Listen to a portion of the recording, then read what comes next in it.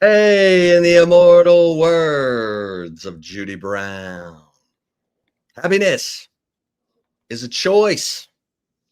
We're happy you spent some time with us, Chip and Zay. I guess we shrunk in the wash or something. The dryer. Our screen's a little smaller, but hey, smaller. It's all good. You can see us, you can hear us. It's all that matters. We got we got game week. Yeah. I mean, we are What up, 3 days away.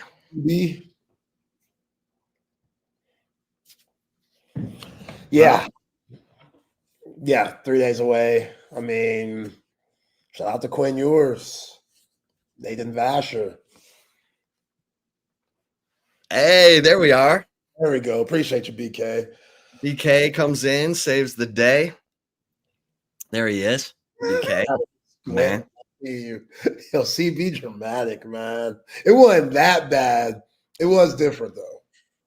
It was CB's funny. He's hilarious. Okay, so last night I gave a speech to a group of people, and in the audience was Super DJ Derek Johnson. Okay. And BK. There we go. And Anthony Johnson, former Texas Longhorn, Brett Robin, former Texas running back. Shout out to all those guys. It was a good conversation previewing the season. And, you know, my thoughts on this game. So a few more things to consider, Zay, as we zero in on this Texas-Ohio State game. We all think the Ohio State defense is going to be legit, right? They got dudes. They got guys stepping in for, you know, Jack Sawyer, JT Tumalu, and Tyleik Williams, and blah, blah, blah. They're replacing their entire defensive line. But the thing we've heard is there's depth concerns on the Ohio State defensive line. That maybe their defensive tackle rotation is only 3 deep. If that's true, and Texas's defensive tackle rotation is 4 to 6 deep, that's going to make a difference in the fourth quarter. I'm just saying. And I'm hearing that Ohio State, they don't really, I think CJ Donaldson's good, but he's not the starter. No. Like, if this guy Peoples is, I think they've got dudes who can run the ball, but if they're running into a rotation of Texas defensive tackles that are 4 to 6 deep, and we know the edge, they're 3 deep on each side, then I have to give the advantage to the Texas defense. And I firmly believe there's either going to be a defensive touchdown in this game or a turnover by the Texas defense that sets the offense up with a short field. Because I do think the Texas defense has to win this game and can win this game. Now, everyone wants to know, how are you going to defend Jeremiah Smith? Andrew Makuba's gone. And Ohio State's going to change stuff up. They're not going to they know how Texas defended them 8 months ago. So I don't know if it's wide receiver screens behind the line of scrimmage or reverses or whatever they got to do to get Jeremiah Smith the ball. Because raise your hand if you think Jeremiah Smith is going to have 1 catch for 3 yards again.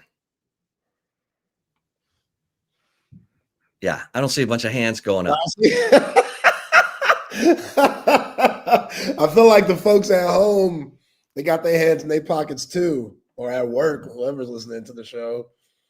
So I'm interested, because here's Julian Sayin, right? Julian Sayin, redshirt freshman quarterback.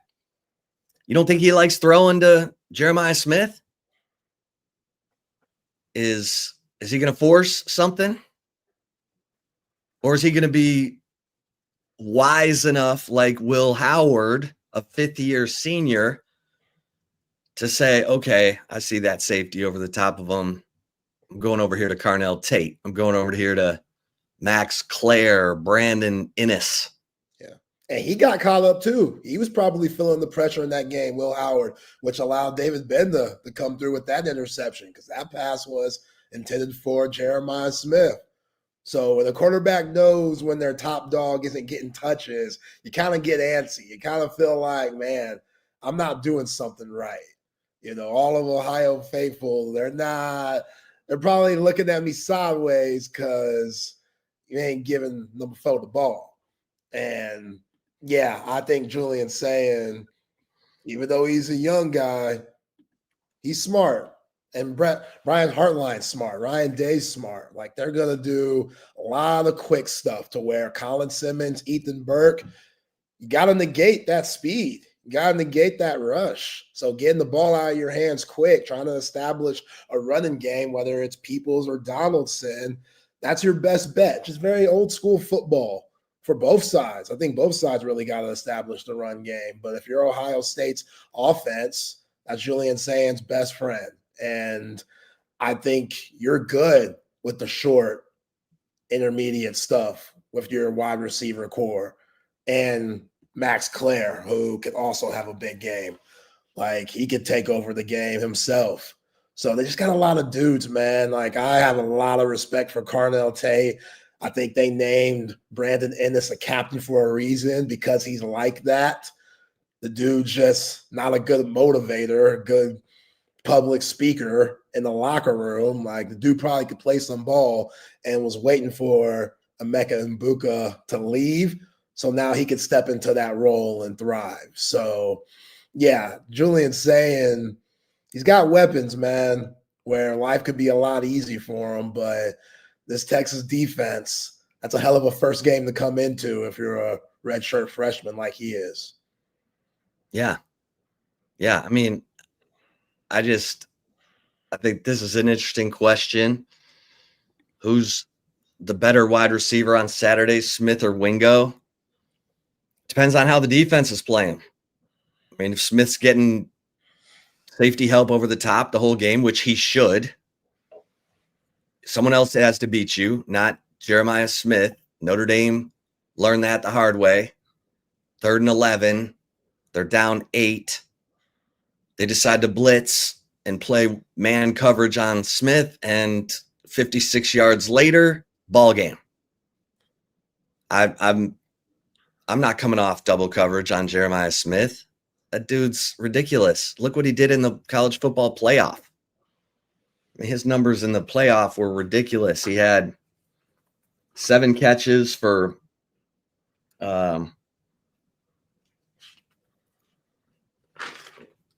7 catches for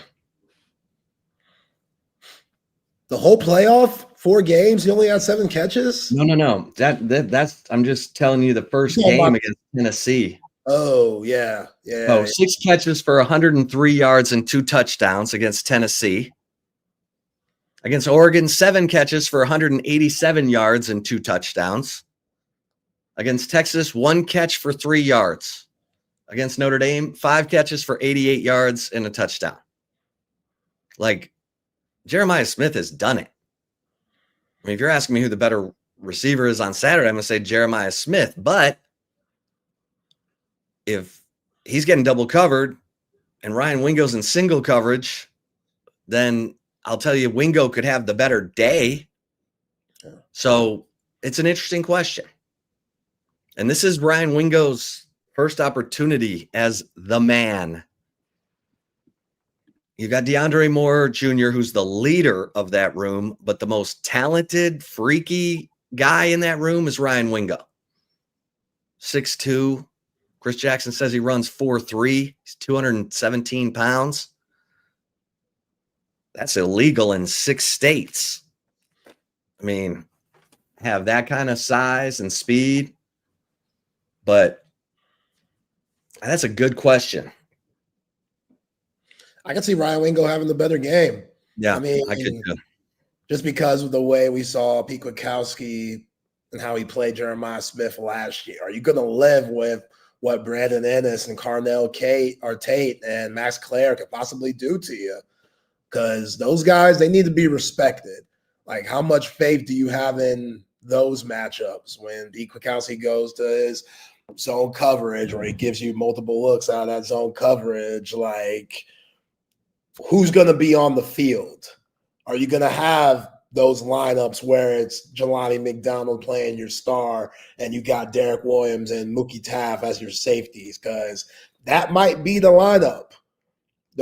Having those 3 on the field in this game, I know Derek Williams, he might be a little game rusty because he hasn't played a game since Red River. That was where he got hurt. So to get thrown back into action, I get it. He's been practicing his ass off. Him, CJ Baxter, all these guys that were hurt a lot last year, coming back into a game like this to try to find your game footing and try to find your rhythm.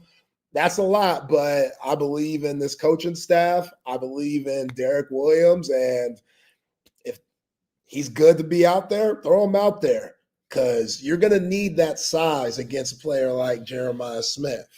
And just the rest of those guys, they're so talented, man. You got to respect them. So if you take away what Jeremiah Smith could do, can your other guys hold their own to where the explosive plays don't happen? Because Will Howard, he didn't do nothing crazy last year, but he was okay dinking and dunking his way up the field. And that's where Carnell Tate and Buka, that's where they came into play. But we know what that game was. It was the end to the half screen pass, Travion Henderson, and then it was Jack freaking Sawyer, 83-yard scoop score fumble, which Ohio State, like, what are we doing? Because apparently, Chip, you'll be at the stadium, you'll be at the shoe.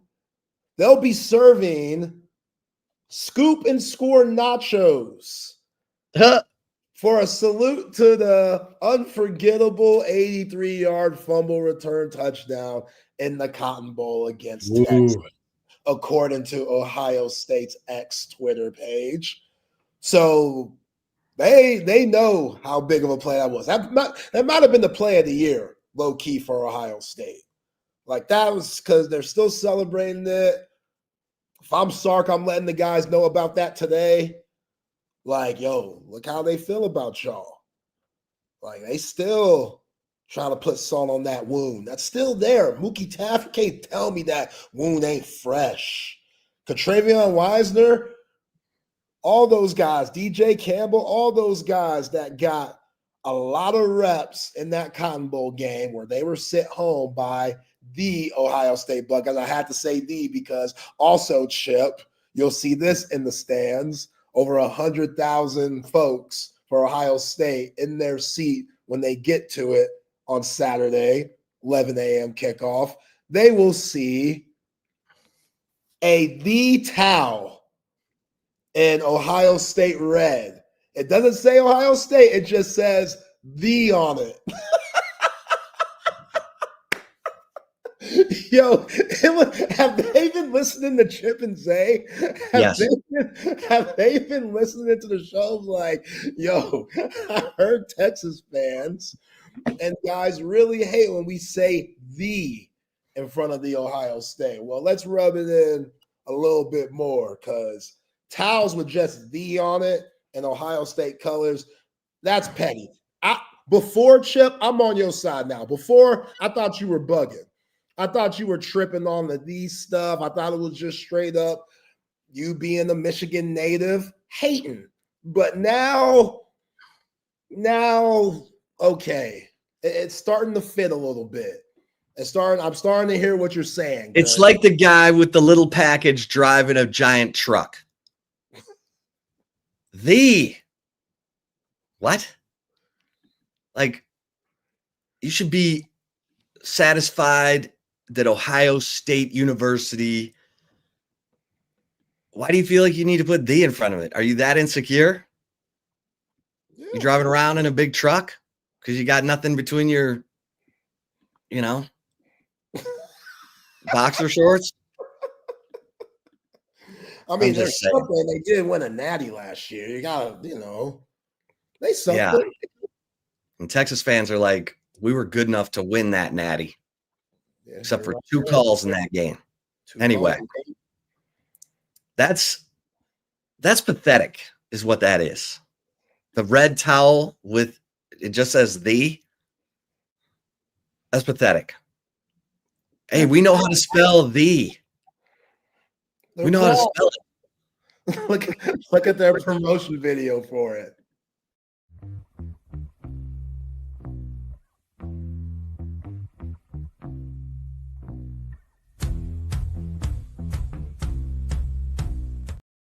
That's the most pathetic thing I've ever seen. That is the absolute most pathetic thing I've ever seen. And what's even more pathetic is anyone who says that in front of that school. They're proud, man. Pathetic. They got their traditions. I'm sure. Harvard. No. Everybody has their own traditions. The Princeton. No.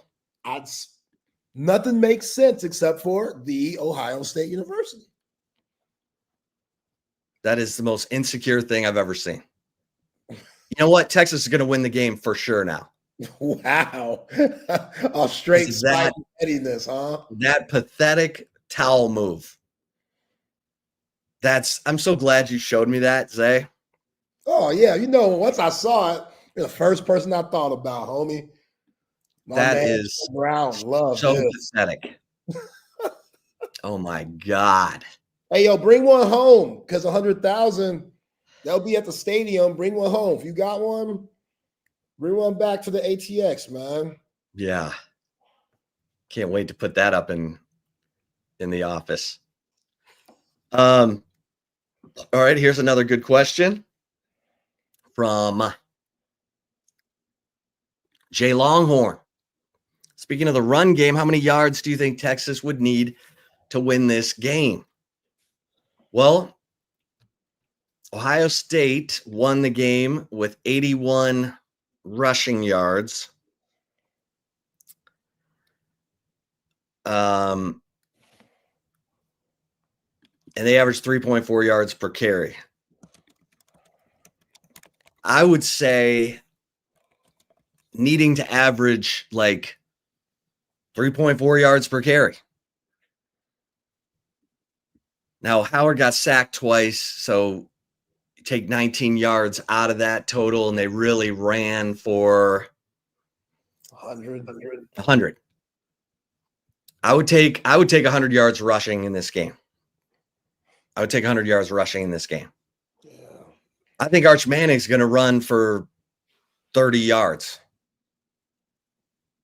But it wouldn't shock me if there's a end around or something to nibble it that picks up 22 yards, something like that. But I would say averaging like 3.4 yards per carry. If you go back and look at the Michigan game against Ohio State, because first of all, I think Texas's offense is going to be much better than Michigan's. Don't get me wrong, but Michigan committed to the run. They ran it 42 times for 172 yards, 4.1 yards per carry, and it allowed them to control the clock. Like that would be, I don't see Texas running it that well because I don't think they commit to running the football like Michigan does. And look, if I had a quarterback as sorry as Davis Warren, I'd be running it too. I'd be running Kalel Mullins and whoever else wanted a carry. But I think Texas is probably right around 100 yards rushing with the sack yardage. Without the sack yardage, maybe 110, 115. Howard got sacked twice. Quinn Ewers got sacked 4 times. I don't think Arch is going to get sacked 4 times. First of all, I don't think Ohio State's pass rush it's not going to be as good. It's not going to be as good as when they had Jack Sawyer and JTT. My opinion, but that's how I see it. So if Arch Manning gets sacked 4 times in this game, Texas loses. Either that or he's got to make up for it with some deep strikes, some big plays in the passing game. Yeah, and you saw Ohio State. They didn't really let that happen last year. You know, they know Sark likes to hit those explosive plays. And like I've been saying all preseason, like, take what the defense gives you. Got to know where number 2 is. And as far as what Jay Longhorn asked, I'm good with 102. Like, you could get 100 yards in CJ Baxter, Katravian Wisner. It doesn't have to be pretty, but the timely yards, that's what I'm looking for. Can you punch it in when the ball's on the 1 yard line, when you're in the red zone? Can you put up 6 instead of 3? Because that's the game right there. You couldn't do it last year. Can you do it now with Arch Manning and him bringing another dimension to your offense because his legs are now a little something? Can you get the ball in the end zone? Like, that's all I need to see, because it just seems like the timely stuff with Texas, going back to the losses, both Georgia games, Ohio State, everything timely happened for the opposing team, whether it was a turnover because those hosses on the front line, Georgia and Ohio State, got loose and lit up Quinn, and now they got flipped the field. They got a short field. Like, get out of those situations. Please don't let that happen. Hopefully Arch can protect you a little tighter than what we saw with Quinn. But to Quinn's defense, what you supposed to do there? You looking up the field. You trying to make a play. Now, could there have been times Quinn got up out that pocket and maybe made something happen? Probably, yeah.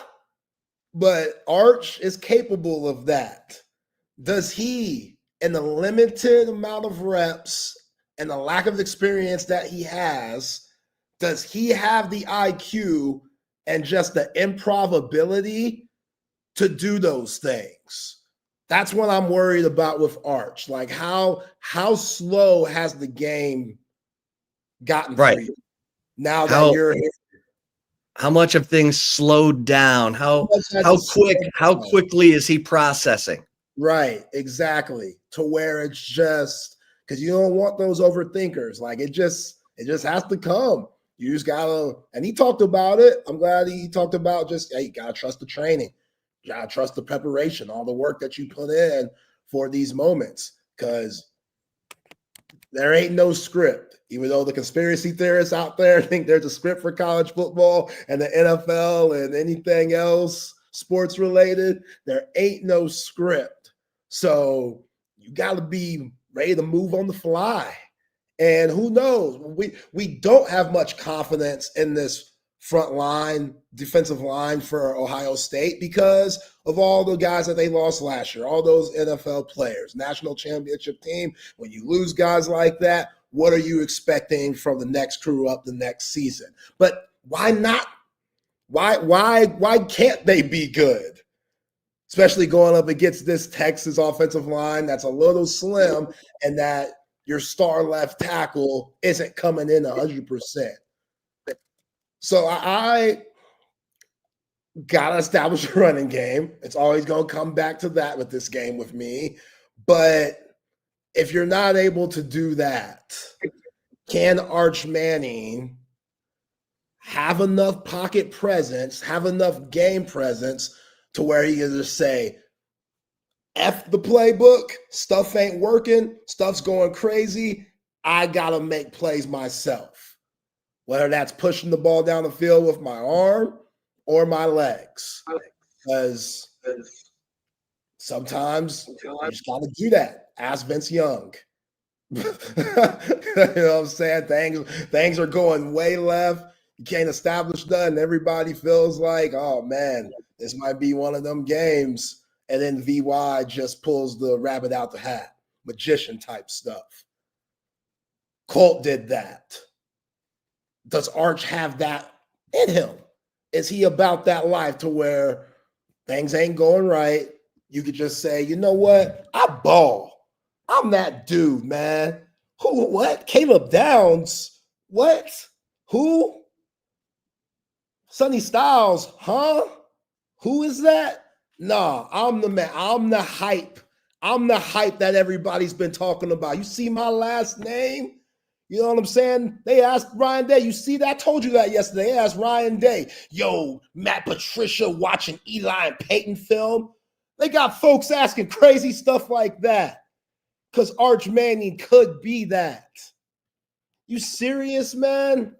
Yeah. Does he have that in him? He acts the way he talks, man. He acts like he's got that in him. And I'm like, yo, there's a human in there somewhere. This can't just be, this is too smooth, man. It's too smooth. It's too easy. Up to this point for Archman, it's too easy. Like, damn, you don't got no red flags, bro. Everything you say is right. How are you joking with the media, bro? How can you do that? If I'm in Archman's situation, like Quinn never joked with the media. A little bit. A little bit. It was a smidge. It was tough. It was tough. Most of the time, Quinn wasn't joking. Quinn wasn't doing much smiling. I've seen more smiles with Arch before the season even started than I saw through Quinn Ewer's whole tenure. It can't be this easy, but maybe it can. Maybe it can. Well, here's the thing. I had someone come up to me and say, hey, man, Mac Jones waited 2 years for his shot. When he got in, he threw for 41 touchdowns and 4 interceptions and went to New York as a Heisman finalist. And I said, yeah, and his offensive line won the Joe Moore Award that year. Like, yeah, his offensive line that year was Alex Leatherwood, who's still in the NFL, Evan Neal, who's like a giant, Landon Dickerson, who's still in the NFL. I mean, yeah, and his wide receiver won the Heisman. Wide receiver won the Heisman, and his running back, Najee Harris, ran for 1,400 yards and also had 44 receptions, which Contravian Wisner had 44 receptions. It's not bad. But, I mean, it's a little different. I hope this offensive line blows everyone away. But, yeah, that Alabama offensive line was full of NFL dudes. The running back room in 2020 at Alabama was Brian Robinson and Najee Harris. Najee Harris ran for 1,466 yards. He averaged 5.8 a carry and had 26 rushing touchdowns. Pretty good year. 43 catches for 425 yards, 4 touchdowns receiving. Brian Robinson was coming in for spot duty. He had 91 carries for 483 yards and 6 touchdowns rushing. I mean, that offense was insane. I don't know how well Texas is going to run the ball this year. I think, I was talking to an orthopedic surgeon about CJ Baxter, and that surgeon was like in awe because of the recovery for an LCL, torn LCL and torn PCL. You only have 4 ligaments that stabilize the knee. He ripped 2 of them. And the those are the hardest to repair, LCL, PCL. And it's a tough recovery. And, this doctor said, I don't know how. He said, I'm sure he's sore as hell after every practice. He's got to be doing a ton of recovery, a ton of everything, cold bath, whatever, cold hydrotherapy, all of it. I don't know how much, and the doctor said, I'd be shocked if he hasn't lost a little something, like it's tough to, like with an ACL, that's the easiest to recover from. You can get back to full speed. I don't know. I'm fascinated. Yo. Look, Willis McGahee made it back. He tore 3 ligaments. Oh, yeah. And made it back. That's the only reason why Jim Tressel has a ring in the first place. Well, talk Ohio State. Ohio State fans know that. Y'all listening to us right here. If Willis McGahee didn't tear that ACL, PCL, LCL national championship game, y'all ain't winning that ring. That ain't Charles. Because that took out everything from the U that game. That was so deflating. That was sad, man. What? National championship game, you blow your knee out like that. I remember the towel over his head, the tears coming down his face, man. That was devastating. That was sad. That was sad. I'm glad he bounced back in the NFL, but boy, I don't know, man. Like that Mia Scott motivation might be different. If his woman was somebody else, Doc might have a point. Doc might be right. Well, here's what I'm fascinated with Christian Clark because the guy's a ball of muscle. And Tashard Choice said he's got some traits like Bijan. Quintravian Wisner got dinged in the scrimmage, but he's going to play. CJ's going to play. How much is Christian Clark going to play? And what does he look like? Because they like his hands. And if he's got make you miss ability, he could be the unsung guy this season. Okay, why are you skipping over Jarek Gibson?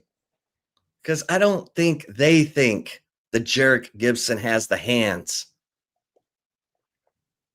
He caught 2 passes last year. Like, if he had great hands, they'd have featured that.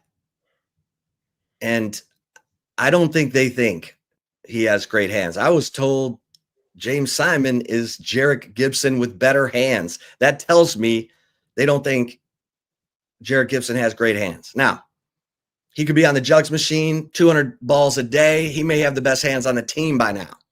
Yeah, what they recruit him for? Because he's a good downhill runner. Yeah, but that's all we hear is with Steve Sarkisian. You better have the hands.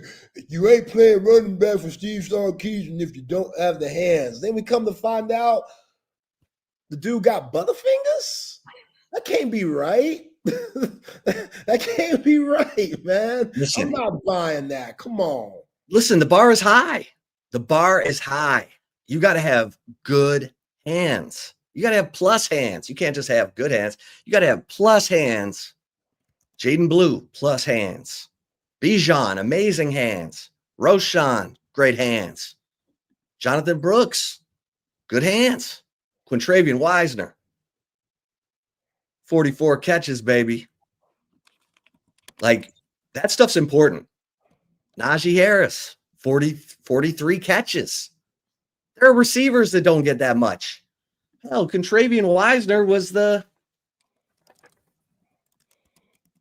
third leading receiver on the team last year. It was Gunnar Helm with 60, Matt Golden 58, Quintravian Wisner 44. Then Jaden Blue right behind him with 42. Then DeAndre Moore, 39. How many? Raise your hand if you had that. Raise your hand if you thought Quintravian Wisner was the third leading receiver on the team and Jaden Blue was the fourth leading receiver on the team, and they both had more catches than DeAndre Moore Jr., who had 7 touchdown catches. That's important, dude. You know that. I do. For Sark, it's, I mean, if you're a running back and you show him you got good hands, oh, yeah, you're going to play. You remember the kids' football movie, Little Giants, with Ted Bundy, Al Bundy. Al Bundy. Yeah, Al Bundy. Not Ted Bundy, the serial killer. Yeah, wrong Bundy, my fault. But the black-ass kid on the movie couldn't catch. Made no sense. I know they had to throw him in as the token, but like, I'm the only black kid on the team can't catch. And they had to give him Stickum in the game. And he was only What are we doing? You know the black kid can catch. The black kid can catch. That's what I'm saying. Like, I get everybody was sorry, except for the quarterback. But yeah, man, like, give him that Stickum. Give Jared Gibson that Stickum. You know what I'm saying? Give him some better gloves. Jared Gibson's too talented not to be on the field, man. Well, he's going to be your short yardage back. Yeah, but I'm looking for that jump, man. Like, I need not a big jump, nothing crazy, just the because the running back room's thick, but just a little jump. Because that trajectory lasted with Jared Gibson. I thought Jared Gibson, low-key, was about to be the head guy after the Michigan game. Right. I was like, yo. He was the leading rusher on the team after 3 games. That's what I'm saying. I was like, yo, do we have a Cedric Benson situation here? Coming in as a freshman, taking up all the reps.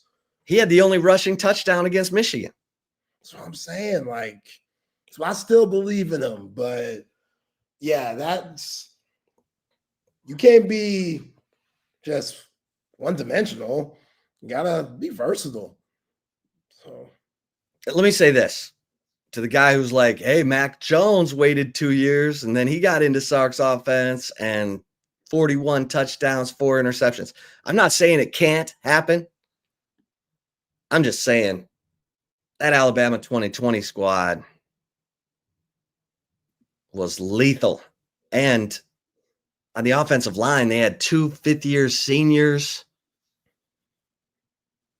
I mean, remember Alex Leatherwood and Evan Neal were both like 6'7" and could play. I don't know. Listen, Arch to me, like this offensive line, I'm not saying we need to question the recruiting, but like Quinn got to play with Kelvin Banks and had the same center for 22, 23, and 24 seasons. Got to play with Banks all 3 of those seasons.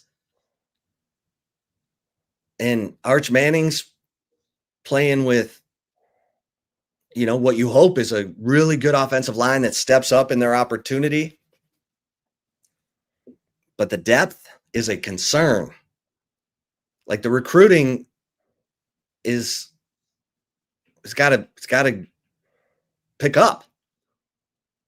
Because they lose 1 tackle to injury, and I don't know what you're playing with. Yeah. And you got Arch Manning for 2 years, maybe 1, but 2 years. This is a window, and really it's this year because you got Anthony Hill, you got a 5th-year senior at safety. Yeah. I mean, I'm not trying to say it's now or never, but you got some generational talent. I mean, I had a pro scout tell me, and I love Derek Johnson. Love him. Guy was insane. He has the school record for tackles for loss. He said, if I'm an NFL guy evaluating between Derek Johnson and Anthony Hill coming out of college, I'm taking Anthony Hill because Anthony Hill destroys blocks. Come on, man. Come on. Who said this? Who said this? You gotta put the name. If somebody says something like that, you gotta say the name. You just come on, man. You're out of control. I'm just Derek Johnson will tell you that he did not take on blocks in college. He ducked around them. He went under them. Anthony Hill, Texas football put out a video of their first scrimmage. Anthony Hill destroyed Contravian Wisner on a block. That's what I'm saying. Like, and then Anthony Hill's like, hey, don't be holding me. Because Trey grabbed his jersey. I'm saying coming out of college. No, I hear you. Derek Johnson will tell you he did not take on blocks in college. He was so fast. He was so fast, he didn't have to. So he would just skirt it. How many forced fumbles did his last year? He had 9. Okay.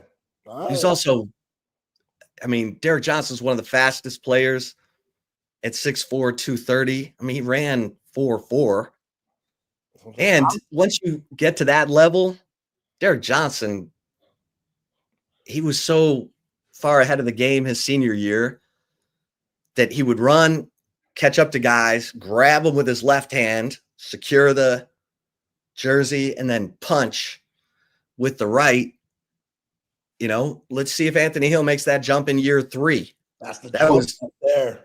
That was year 4 for DJ. Yeah. What I'm saying is this is a window.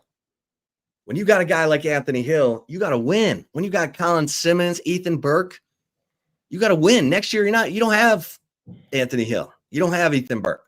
Now, you may have incredible developed Colton Vasek and Lance Jackson and planes on the runway. And maybe Tyler Atkinson comes in and is Anthony Hill Light 2.0. I'm just saying, in the arch window, you got to win.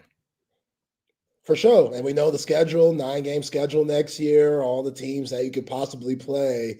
It's not going to get any easier for Texas to have these opportunities. So 2025, yeah, it's a big year for multiple reasons. Going back to the offensive line a little bit, just like how they've recruited and stuff. I think they've recruited well. We know the Pancake Factory. They've gotten a lot of big guys. I think they've just had some unfortunate luck, Chip.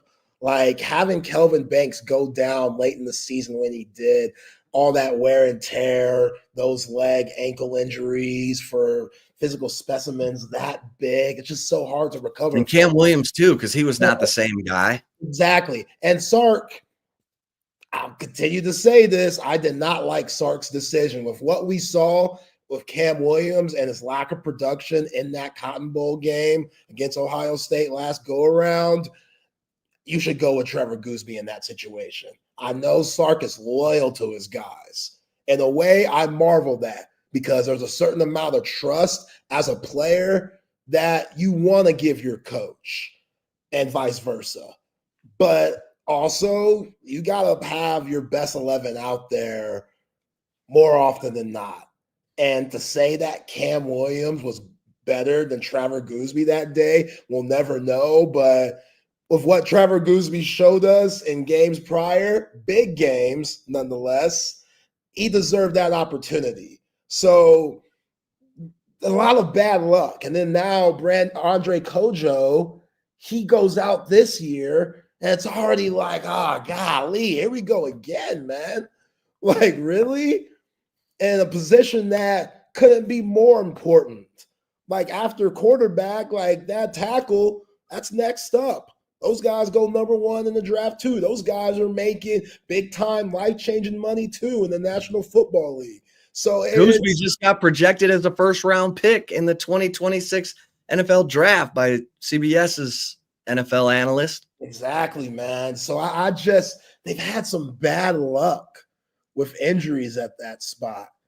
And hopefully, knock on wood, that those injury problems don't come bearing its angry head. But if they do, like they have already with the Kojo situation, you got to adjust. And that's why you try to get as many guys that could play different positions so you can mix and match as the season goes on. But the 8 that they have, or the 8 that Steve Sarkisian said that he felt good with, hopefully those guys could roll.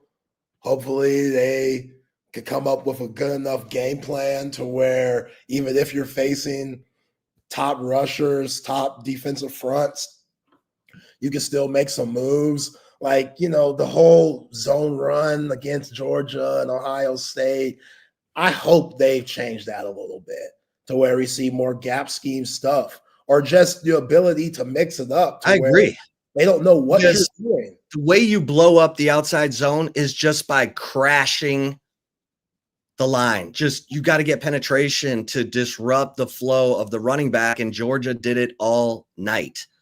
You have to change it at that point. You've got to start running counter and power, and yeah, it's a little slower developing, but if everyone gets a hat on a hat, there's a hole. So I wouldn't be – they ran more gap last year than they had previously. Maybe that trend continues because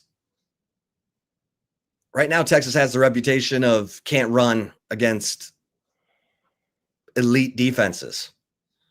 And Georgia's going to have an elite defense. Ohio State's probably going to have an elite defense, although Matt Patricia, I know. Matt, baby, let's go, Matt. Hey. It's your time. Why didn't Bill Belichick hire Matt Patricia? Matt Patricia ain't trying to go to Chapel Hill with that circus with old 24-year-old Jordan Hudson. That's not a good look. And there's probably so much Bill Belichick you could take. I'm looking up the time.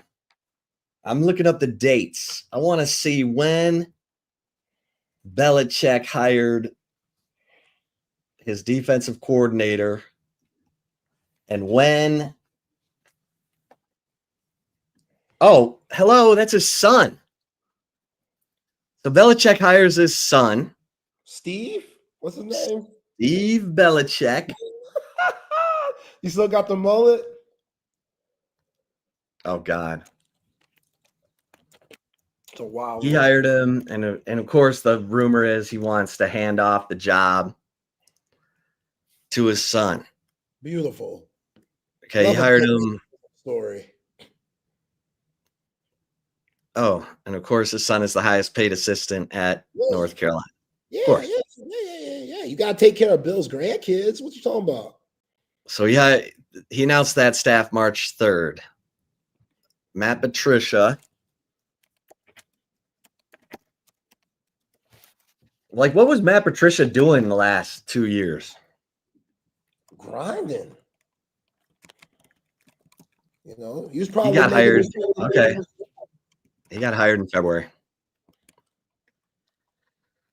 I don't know, dude. I'm just telling you. Maybe Matt Patricia is the best hire in the history of football, but like, what was he doing? He got fired. Okay, so he was an assistant with the Eagles in 23, and he was out of football in 24. The grind. I respect that. So he was probably watching film in the lab, didn't come out much unless if it was watching somebody else practice. One of his football buddies, learning, taking notes, being a sponge, finding that love and joy because people like you taking it out of Matt Patricia, Lions fans. Probably that hate mail that he got, all those nasty things, former Lion fan. Look at you. Well deserved. You pro-bullying? Is Chip Brown pro-bullying? Hey, sometimes you just got to keep it real. When you go 6-10 and follow that up with 3-12, and then get fired mid-season, yeah. Yeah, there's nothing like a good death threat to keep it real with someone. No, I'm not saying that. What you saying? If Lions fans were like, you suck, they're telling the truth. They were saying more than that. Okay, whatever. What I'm saying is Matt Patricia, he was the defensive coordinator under Bill Belichick. That's like saying, I said this yesterday, it's like saying Eric Bieniemy was the offensive coordinator under Andy Reid. It's not the same. It's not the same. Anyway. It's so disrespectful. We'll see. It's so disrespectful. Who? Let me tell you. Texas. getting Alan Clark off of the Ohio State staff, that was a good hire. That was a good hire. That was a good hire. I can't wait to see these boys with what Alan Clark has put in their toolbox. Matt Patricia, does he even connect with players? Like Bill Belichick ran everything at the Patriots. All those dudes were like, yes, sir, no, sir, because of Belichick. I don't know, man. Matt Patricia's a slob.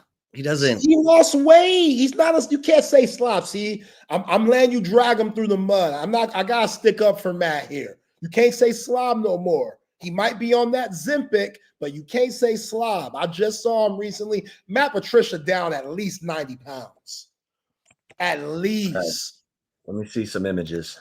He's on that Seth Rogen, Jonah Hill diet. You remember how pudgy those guys were during Knocked Up and 40-Year-Old Virgin, all that stuff? All right, you're right. He's slimmed down. I wouldn't say can't stay slob no more. I wouldn't say he's down 90 pounds. He might be down 30, 40 pounds. No, man. I remember seeing Matt on that sideline. Matt was bloated, to say the least. He was bloated. Now he lost that weight. He can move. He got more energy. It might be that Zempic, which it's okay. Serena Williams said Ozempic's okay. She's using Roe. Ain't that Zempic? Yeah. That's just what do they call it? Glutide #2 or something. Come on. If Serena can do it. No, Serena looks good. That commercial says she's down 31 pounds. Serena looks. That's right. She might have to come out of retirement like MJ with the Wizards. Like Venus playing singles at the U.S. Open at 45 years old. How's she looking? She went 3 sets with the number 11 seed. She's, I love Venus. I love Serena. But Serena, circa 1999. Yeah. She's starting to look like Serena from 1999 again. With the braids in the hair and the braids flowing. It's Compton in the house. Yeah, man. I'm just saying. I'm scared of skinny Matt Patricia. I ain't gonna lie. I'm scared. You're not scared of skinny Matt Patricia. What you mean? Terrified. What, because he's skinny? Yes. You think his brain's gonna be sharper? Yeah, yes. Because he's gonna call better plays because he's skinny. You ain't thinking about carbs. You're thinking about the opposing quarterback. You ain't thinking about clam chowder and crab cakes and all that stuff that he was eating back in New England. Now he's locked in. Now he's focused. I'm sure Ryan Day had him on a weight plan. Ryan Day was probably like, yo, Matt, look, I'm always going to have my eye on you, but I'm going to need you a certain size if you want to come work for me. I'm going to need you to lose a couple of LBs if you want the gig, because ain't nobody on they calling you sloppy out here in these streets, Matt. We don't do nothing sloppy over here in Columbus, bro. His saving grace is that he's still got Larry Johnson as the defensive line coach at Ohio State. Larry Johnson is a legend. And we'll see. We'll see. Like Grandmama? Like Larry Johnson? No. I see like Larry Johnson. I know Grandmama. You know what I'm saying? Larry Johnson at Ohio State is a legend. Okay, you're throwing around the word Larry Johnson and legend. I just want to let people know. I know. I'm telling you, there's more than legend is Grandmama. There's more. I understand. He went to SMU for a minute. Who? Before he Grandmama. Did he really? Yeah. What Check happened? the tape. They got caught. They got caught paying him. Oh yeah. So he had to transfer to Odessa College, and then he went to UNLV and won a national championship. Wow. Yeah, that was. Used to hear about He's from He's Dallas. from Dallas. Oak yeah, Oak Cliff. Skyline. Yeah, man. I used to hear stories about Grandmama. I think I've told you before. They were playing LBJ at Burger, Skyline, and Larry didn't go on the bus. Like, he wasn't on the bus on that drive down 35. Larry was in his own two-door little drop. You know what I'm saying? Yeah, probably hand delivered by Dave Bliss at SMU. Yeah. He drove in a two-seater convertible from Dallas to Austin to play in a high school game. And nobody thought he was going to get in trouble. What a time. I miss those days, man. Anyway, Larry Johnson, the defensive line coach at Ohio State, he's legit. Yeah, just Nick like Bosa, Chase Young, JTT. Well, Chase Young's the most overrated player in the last 10 years of college football. I don't even know how he won all the awards he won. That overrated. Dude, he was good. He wasn't that good. Yes, he was. What do you mean? I get he's not that good now. There's no Terrell Suggs coming out of Arizona State. Oh, okay. Yeah. Like, everyone makes Chase Young out to be Terrell Suggs coming out of Arizona State. Terrell Suggs was the best pass rusher in the history of college football. Yeah. And he's absolutely insane. Now Colin Simmons is trying to, what's crazy is Kiki Diayala. Okay, he had 22 and a half sacks for Texas in 1982. Terrell Suggs had 28 sacks his last year at Arizona State. We don't talk about Kiki Diayala like that because he didn't have the rest of the career. But that 22 and a half sacks, that's ridiculous. We need to find Kiki. Where's Kiki? That's what I'm saying. If anyone knows where Kiki is. What move was he hitting them with? Like, was it just straight power or was it finesse? Like, was it the whole shebang? Like, what was he? He must have been hitting these guys with some crazy stuff. These tackles didn't know what was coming. 6'1", 225. Yeah, he must have been. That's crazy, dude. But Tim Campbell, Earl's brother, was like that. Lighter, faster. Tim Campbell had 14 sacks in 1 year. That's second place at Texas. We'll take that. Yeah, Colin Simmons. We'll take 14, Colin Simmons. Oh yeah, I think he gets over that. But even if they double him, and then Ethan Burke should be double-digit sacks. I hope they double him. Let everything open up for everybody else. Go ahead. I'm very eager to see how they play Max Clare, Chip, because what we've been hearing from Max Clare, this dude's the next George Kittle or something like that. The way they talk about the Purdue transfer, like, he is the real deal. That's why I said Jelani McDonald possibly playing that star spot with Derek Williams and Mookie Tapp. That might be your best bet in a game like this, just because all that size and speed and skill with Jeremiah Smith and Max Clare. How do you deal I agree.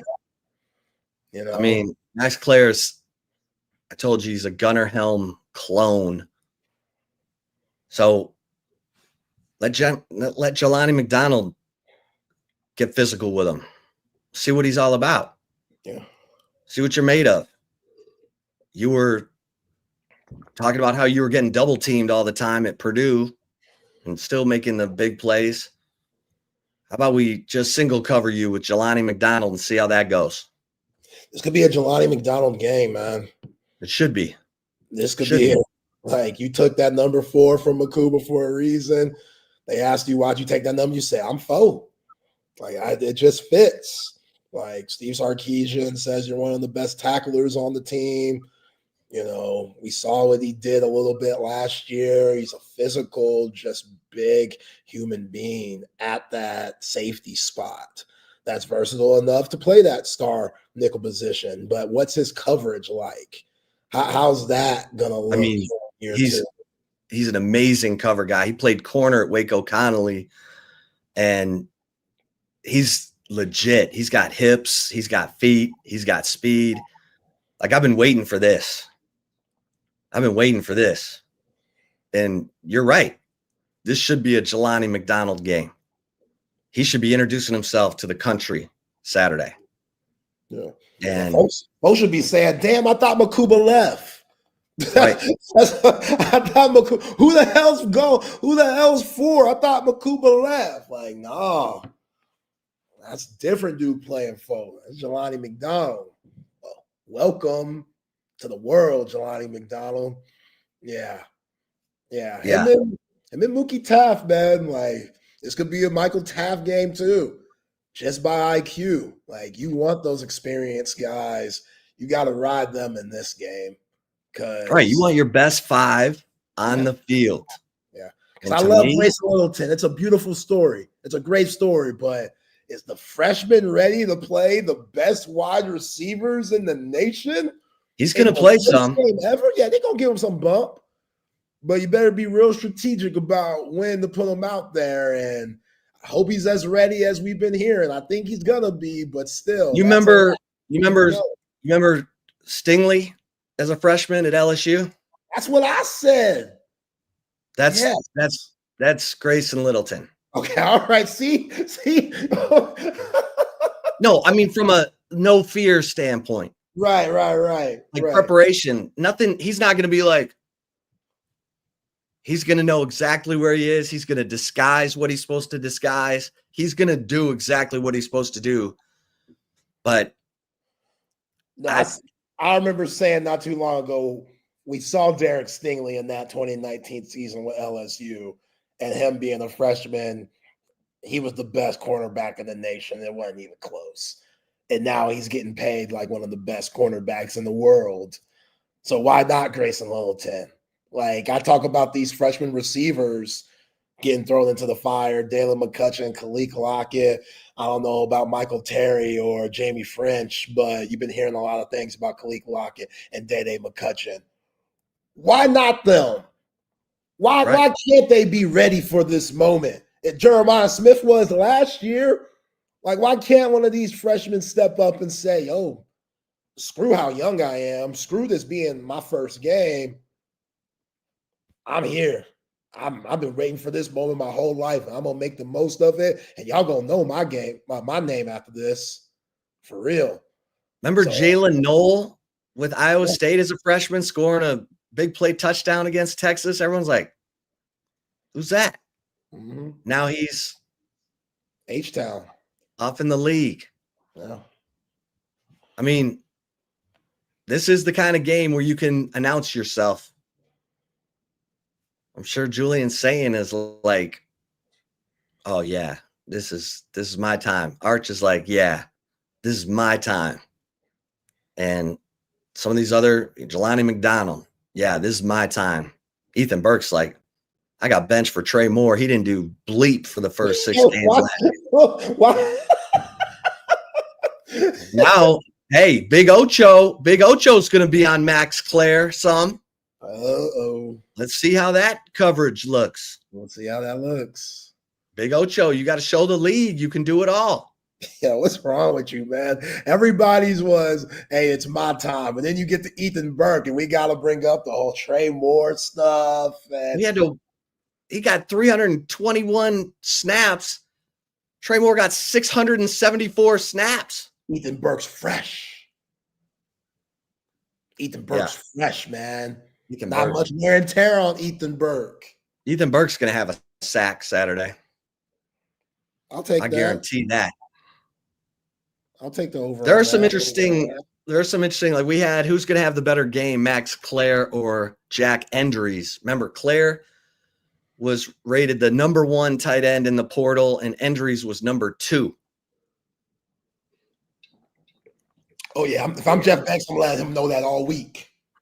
All week, yeah. Hey, you know they got this guy. We wanted him more than you, but he went there. What's up? I'm sorry. We wanted him more than what's right. What you mean? No, that pissed me off. That pissed me off. As somebody You don't say that to your own guy. You it say depends on the guy. no. Some You guys say can take that. you don't say we wanted him more than you. Some guys can You take say, that coaching. hey, I saw where the rankings had him higher than you. Oh, well, nah. What? You gotta twist the knife. After you stab, you gotta twist the knife, man. Your own guy? Twist it. Yes. Yes. Some guys, they wire different. Some guys be like, oh yeah, coach.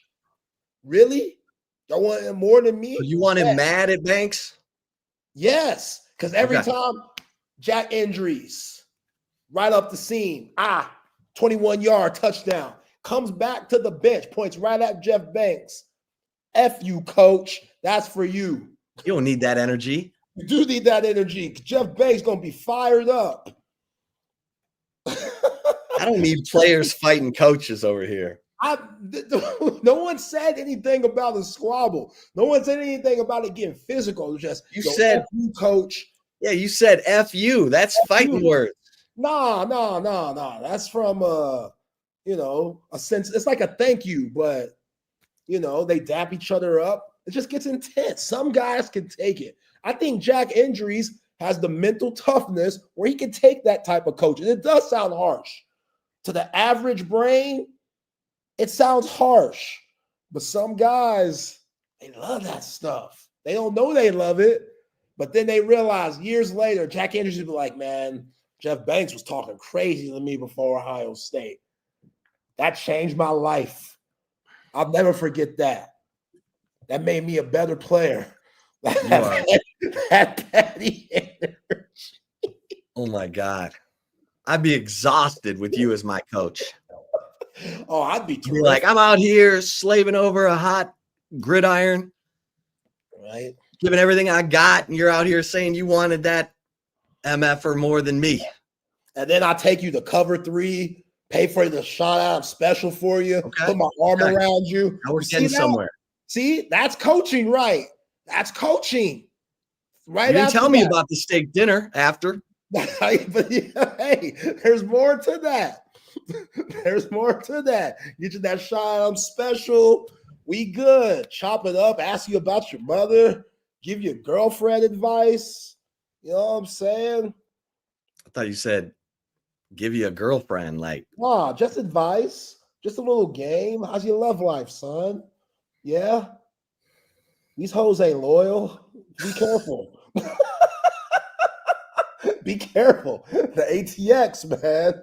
Hey, the ATX could really expose you. Be careful. Oh, my goodness. I'd be a good coach, man.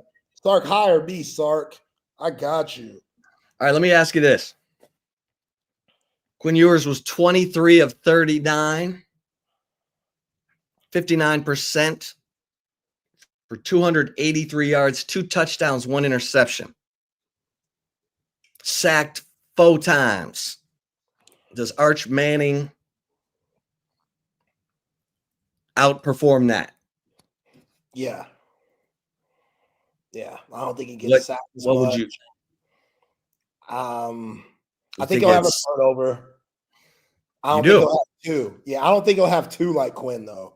No, he only had 1. Oh, no, he fumbled. Yeah, scoop. Yeah. Yeah, he had the interception and the fumble. Yeah. I think he'll have a turnover, but hopefully it doesn't amount to anything. Hopefully, the Texas defense could stay strong. But, yeah, I think he has better numbers than that. Maybe not passing, but I think his legs. I think he can have around 60-some yards on the ground. Okay. I do, man. I think he'll have those moments where he'll go through his progressions, try to look upfield, and then realize, hey, I got to make something happen with my feet. Now, how Matt Patricia and those guys play Arch Manning, are they going to put a spy on him? He's not Lamar Jackson. I get it. He's athletic, but he's not Lamar Jackson athletic. So is he worth putting the spy on? You know what I'm saying? Are you good with your coverage enough to where you could spy Arch Manning and maybe allow something else to get open because you got that one player just looking at 16 all game. I don't know. Like, that's going to be a really fun chess match game that Sark and Matt Patricia are going to have. But I think there's going to be those moments where Archer's going to be able to get out and get that first down. And they're all in man coverage, and they got their backs turned to him, and he's like, yeah. Now, if Caleb Downs is that spy, abort. He won't be that. He won't be that spy. He might be a couple times. They got he's your single high. No, he's your everything. Yeah, because even as a single high, he's in the box. Yeah. They be having him look like a linebacker. He be in that slot sometimes. Like, he'll play deep. Like, he is everywhere. Number 2 is a problem. I like him, man. Like, you mentioned Earl Thomas. That's what he reminds you of. But, like, just hearing him speak and just how he carries himself, like, he's always been a pro.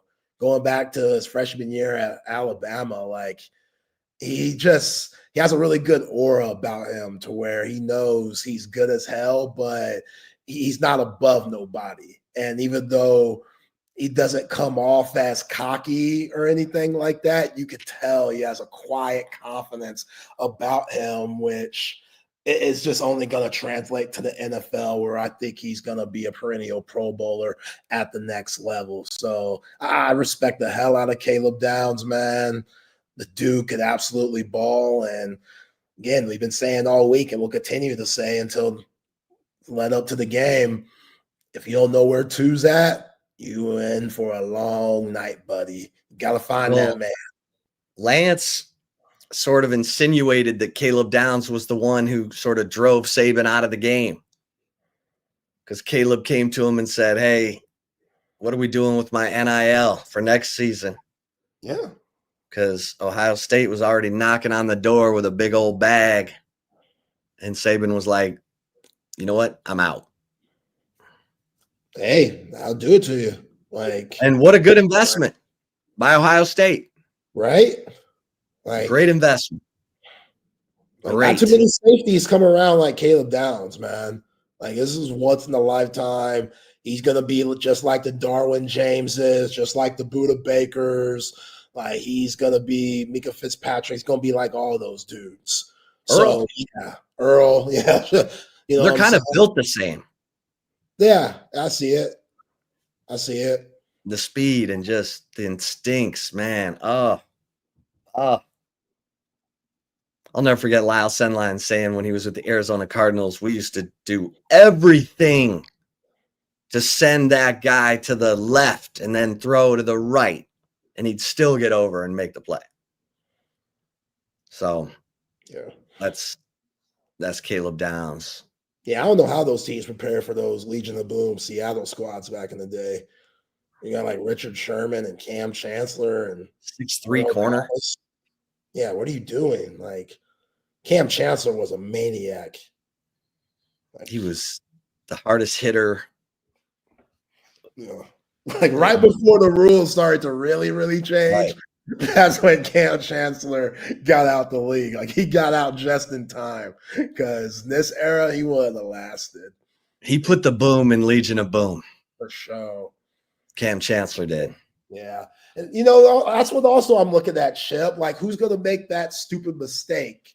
Who's going to get the laundry thrown out on the field because they lower their helmet, or the pre-snap penalties, or I forgot Gunnar Helm after one of those big gains last year that he had. He pointed at an Ohio State player and got that penalty for unsportsmanlike. Like, don't do no dumb stuff like that. I get it. They're more lenient nowadays when it comes to taunting and celebrating in college football, but this is one of those games where every yard, every inch matters. So you don't want to cost your team trying to be crazy out there and have a good time. And that's Gunnar Helm. Like, Gunnar Helm, he knows better than those types of things. And I'm sure he's still kicking himself in the butt to this day for that mistake. And Jeff Beggs probably let him know about it. But Just things like that, like, self-inflicting wounds. Who's gonna have more, and which team's gonna be able to take advantage of the team that? Well, Ohio State had 9 penalties for 75 yards in the CFP semifinal, and Texas had 5 penalties for 54 yards. So, you can't be the most penalized team in this game. Yeah. Yo, if he was black, they wouldn't be saying that, Jack. White boy, any white boy playing in the secondary, always dirty. It doesn't matter who you are. You could be the nicest choir boy, church-loving, God-loving person, and they're going to say you're dirty. It doesn't Are they matter. saying that because of the hit in the Arizona State game? I guess. But still, it's just like, it's football. Like, he's willing to stick his nose in there. He's not dirty. He's just white. He's just white. What you mean? Tough. If you're white and tough, and it's the team that you don't like, you're dirty. Think about how many people said John Lynch was dirty back in the day.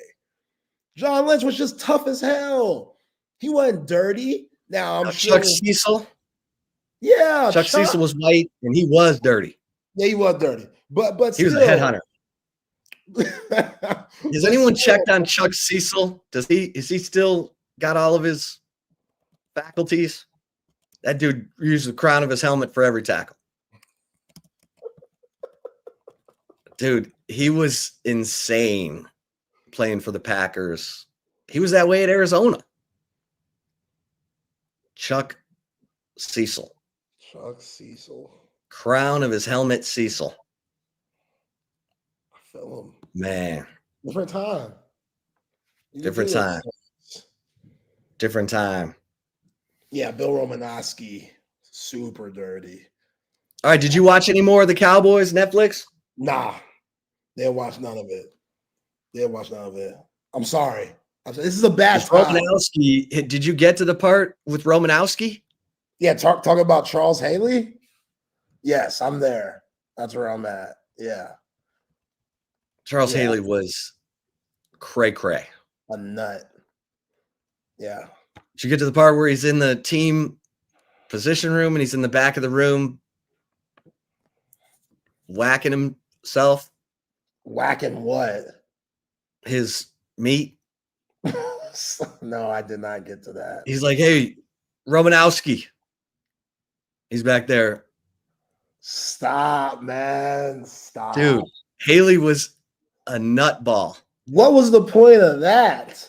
Is that hazing? Is that what they were calling it back then?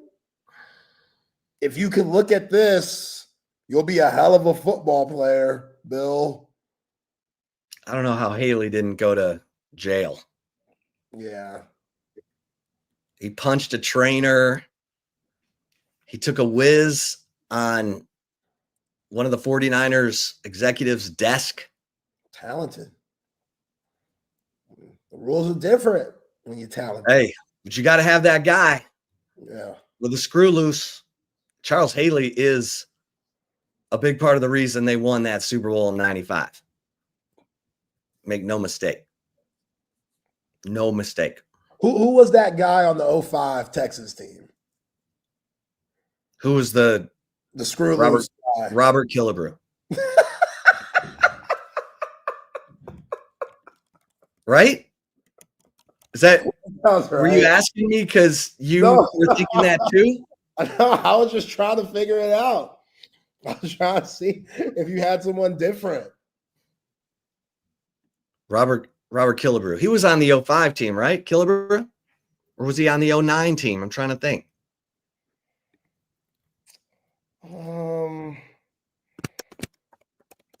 No, she's still been on the 05 team. Yeah, let's see. He was just young. Yeah. How much did he play on that team? Yeah, he played on the 05 team. Okay. Yeah, you had Aaron Harris, you had Rashad Bobineau, and Robert Killebrew. Yeah. Crazy Killebrew. Yeah. He was the guy most likely to get a personal foul. Okay. Now, said Griffin, he used the crown of his helmet a few times. Like, they weren't calling it back then. But that was football back then. Yeah. Hey, can't call it back then. Said Come Griffin had some, man, when VY said, them guys don't know how many guys we have who are gangsta, said Griffin was part of the gangsta crew because he would take your lights out. Michael Griffin. I know you don't want to say it, but Griff was. Oh, no, he was nuts. He'd come downhill and take you out. Yeah. Hell, he broke Terrell Brown's forearm in that game, the national championship game, trying to hit Dwayne Jarrett. Dwayne Jarrett scored on that play, and Terrell Brown got his arm broken by his own teammate. And they cast it up, and he's like, put me back out there. Terrell Brown was the man. Terrell Brown has one of the saddest stories I've ever heard. So he's 9 years old. He's living with his mom. She had to go to work early in the morning, so she'd make his breakfast, everything, leave it out for him, and go to work. And Terrell had to get himself up at 9 years old, get out, go to school. He gets up. Someone's ringing the doorbell. It was a police officer who said, everything happens for a reason. His mom had been shot in their driveway. Killed. I don't know how you recover from that. As a kid growing up with your mom. Yeah. And she gets killed when you're 9 years old. And Terrell Brown was the classiest, most thoughtful, but I'm going to take your lights out football player. And he was like a 5th round pick. He played for 10 years. I love Terrell Brown. That dude, I couldn't have done it. My mom gets killed when I'm 9. I'm a mess. I'm a puddle. I'm done. I'm not going to make it. Who took him there? His dad. But then it got weird. So he moved in with other family. But yeah, he's awesome. Okay. This is why Chris Bennett is the greatest volunteer producer in the history of radio. Terrell Brown's daughter, he believes, plays volleyball at LSU. That's awesome. That's cool. Great to hear. I bet Terrell Brown's a great dad. Man, once I heard that story, I mean, said Griffin had a terrible story too. Neither one of his parents wanted him. He's like, his dad took off, went to Mississippi. He's like, hey, Dad, gone. His mom couldn't, she had some issues, couldn't really take care of him. He moved in with a coach. And that's sort of the same story as Chris Boyd. His dad died in a motorcycle accident and his mom had issues. He moved in with Jeff Traylor, his high school coach at Gilmer. And Chris Boyd is an unbelievable success story. Love that dude. I mean, these are against all odds stories. Like, everyone got mad at Chris Boyd because he tweeted from the halftime. He retweeted a text from someone from A&M saying, hey, come play for us. And they were losing 50-7. I'm like, cut Chris Boyd some slack, man. He just wants to be loved. Oh, man. He wants some love. And he deserved it. He needs some love. Good senior year, though. Yeah. And then he played for Zimmer with the Vikings. I think he might still be in the league. He should still be in the league, yeah. He's been a special teams assassin. Yeah.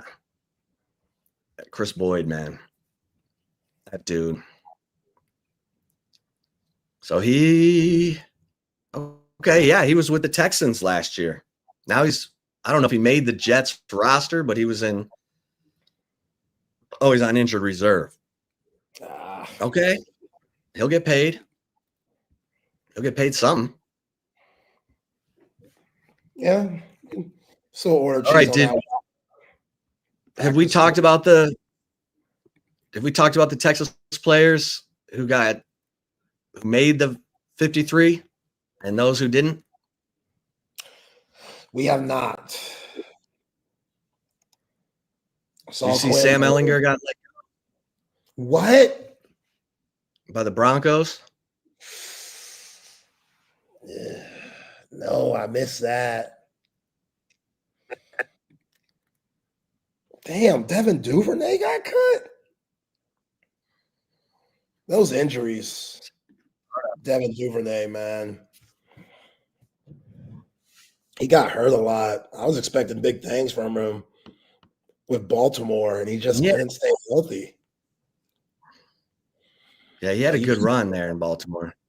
Yeah, you keep getting hurt, and you're not a top-tier player, they're going to give up on you. It's just not worth their money and their time.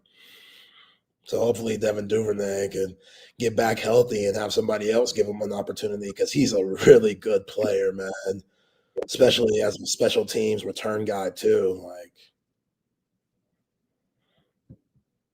Yeah, I just feel bad for Sam. That sucks to hear. Obviously, it didn't work out in Indianapolis and now Denver. Sam was making some plays, though, for the Broncos. Sam's arm looks like it got tuned up a little bit from what it was in college. It's hard to make that league. They got their guys. Owner has their guys, GM has their guys, and if you're not one of those. Wait, Devin Duvernay is with the Bears. Oh. Isaiah Bond made it with the Browns. Good for him. Obviously Matthew Goldenberry and Sorrell with the Packers. You got Worthy and Charles Omenihu with the Chiefs. Jordan Whittington and Poona Ford with the Rams. Quinn Ewers made the 53 with Miami. Andrew Beck is with the Jets. Wow. Yep. Shout out to Beck, man. Cam Williams and Makuba made the 53 in Calvin Anderson still with the he's with the Steelers. Deshaun Elliott with the Steelers. Tavondre Sweat, Gunnar Helm, and Quandre Diggs with the Titans. Yeah. Quandre still getting it done. And then the waived, released players, Bill Norton, waived by the Rams, Shane Buechele, waived by the Bills, Keelan Robinson, waived by the Eagles, Colin Johnson, waived by the Raiders, Sam Ehlinger let go by the Broncos, David Benda let go by the Titans, Jake Majors let go by the Buccaneers, Tariq Black let go by the Dolphins, Lil Jordan Humphrey let go by the Giants, Keandre Coburn let go by the Titans. Dang, really? Yeah. Yeah. Yeah, I'm watching Hard Knocks. They had Shane Buechele. You knew he wasn't going to make that team. All those dudes they got in front of him, Shane Buechele got no love. they were giving all those other quarterbacks love and stuff. Shane Buechele got none of it. So, yeah. Oh, Duvernay was just released, I guess. Oh, man. Damn. Keandre Coburn, that's interesting, too. I thought his spot was solidified, but year to year. Yeah. I don't know. Let me look at that too deep because you got Tavondre Sweat and Jeffrey Simmons. And let's see who else they got. Who else they got that's so special? That's what I'm saying. You know, Quandre Diggs and Cam Ward are cousins. Yeah. How about that? Yeah, small world. Okay, you got Devondre Sweat. Geez, they don't seem to have anybody behind those guys. What the hell are they doing? Cutting Keandre Coburn. I'm looking at their two deep. They don't have anybody behind Devondre Sweat. They got CJ Ravenel behind Jeffrey Simmons. I bet, well, who knows? They may cut somebody and pick up somebody for the league minimum if they had a contract that they just didn't want to pay. That's how the NFL does it. They cheat. Yeah. But yeah. All right, let's get a couple mentions in here. We'll get headed into the commentary. For my guys who are snoring, take advantage of this incredible opportunity with the Sleep Cycle Center, based right here in Austin. Locations in Lakeway and the Arboretum, founded by Dr. Chad Denman, who's committed his life to treating sleep apnea because it killed his own father at the age of 60, and he doesn't want anyone else to go through that. And so he's got the best technology to detect sleep apnea, the level of it, and the best treatment options, including oral appliances like I have, mouth guard, hold your lower jaw open, to make sure you get that oxygen when you're sleeping. Because when you're snoring, if you find yourself waking up throughout the night, it's because you're not getting enough oxygen and your body's like, wake up, wake up. You're not getting good sleep. You're not only annoying the person next to you, you could be risking your life. Don't do that. You go to sleepcyclecenters.com and tell them Texas Sports Unfiltered sent you. They're going to take $100 off your sleep study, practically give it away, because Dr. Chad wants you to get checked and get what you need to make sure that you're healthy and getting a great night's sleep so that you wake up refreshed and not tired and irritable. Take advantage of this opportunity now, guys, because who knows how long it will last. SleepCycleCenters.com. Tell them Texas Sports Unfiltered sent you. Cover three. I mean, make your reservations for the weekend to get in there so that you're front row center, getting great food, great service, great drinks, watching your favorite team with your homies. Cover 3 is fantastic. The brunch on the weekends, the do-it-yourself Bloody Mary bar, the breakfast quesadilla, which I just love. What a great spot. Spirits, dining, and, dining spirits and sports is the slogan, but I just love the great food. The Chop House burger, the brick chicken and mac and cheese, I love the buffalo chicken sliders. Oh, the Cobb salad. It's all so good. Cover 3 Anderson, Cover 3 Round Rock, and Doug Young and Matt Dotson, who created Cover 3, have a new restaurant in Buda called Whiskey Ridge. So if you're south of town, check out Whiskey Ridge. Unbelievable. They have a bourbon slush, like a bourbon and Coke slush that is to die for. Yeah, check that out. And our man, Tom McKay. What a great supporter of Texas Sports Unfiltered Tom McKay is. He is the man when it comes to anything audio or visual in Austin, Texas. Audio-visual consultations, avconsultations.com. But here's the beautiful thing.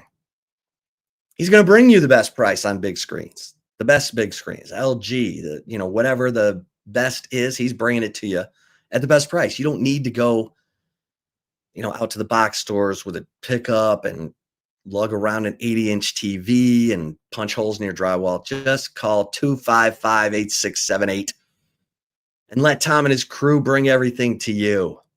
255-8678, avconsultations.com.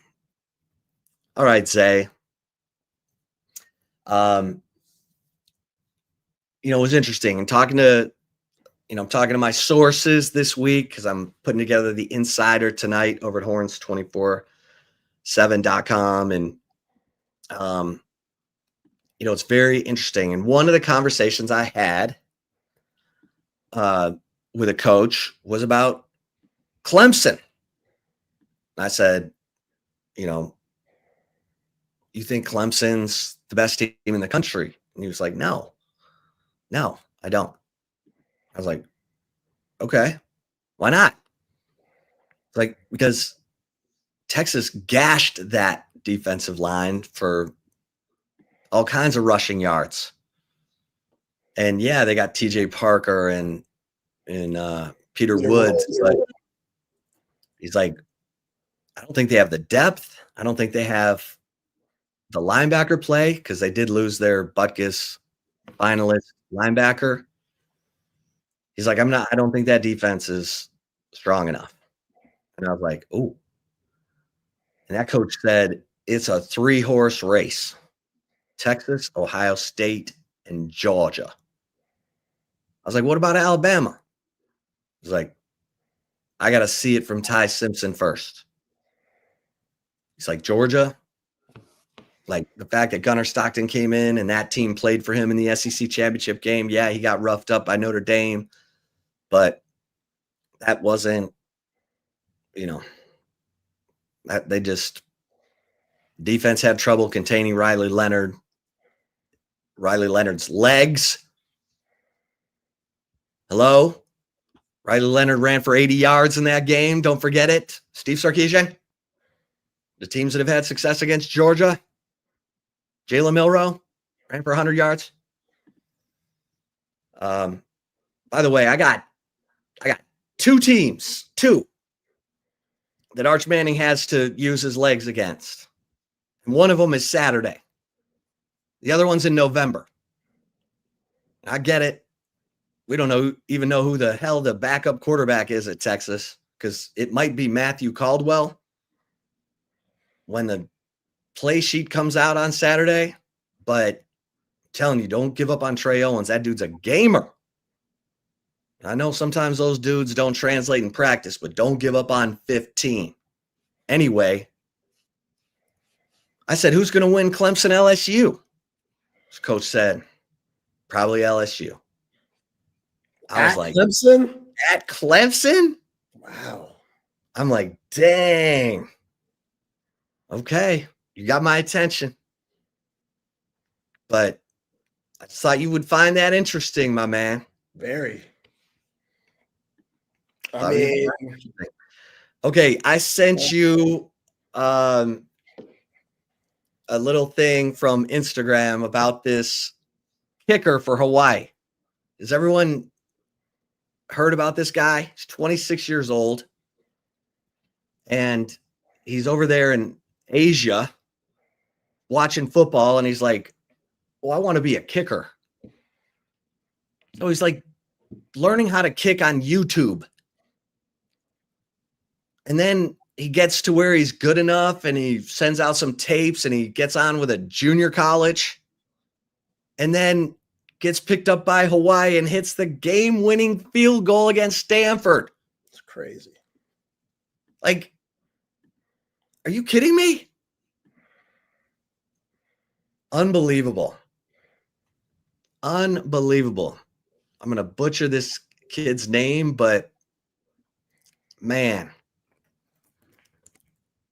Yeah, I don't even know if I should try. Yeah, you got to try it. I got to try. Oh my God, I got so many screens open. My computer's about to die. What? Can you get a charger out? Kensei Matsuzawa. Kensei Matsuzawa. He learned how to kick on YouTube, kids. It's crazy. I mean, you don't get no better. Now you don't get no better than that. He's old as hell, but the story's amazing. Like, I love stories like that. 38-yard field goal as time expired. Man, that Saturday's game in Columbus could come down to a 38-yard field goal.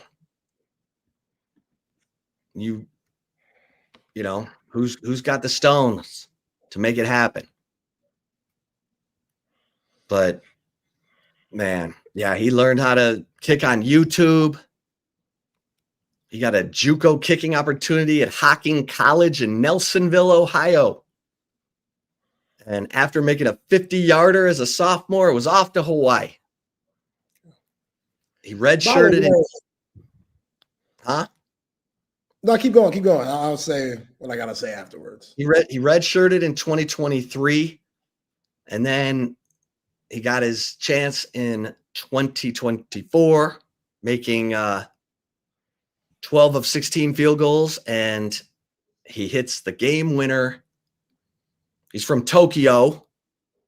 He was a waiter at Morton's Steakhouse in Tokyo. Oh, that's fire.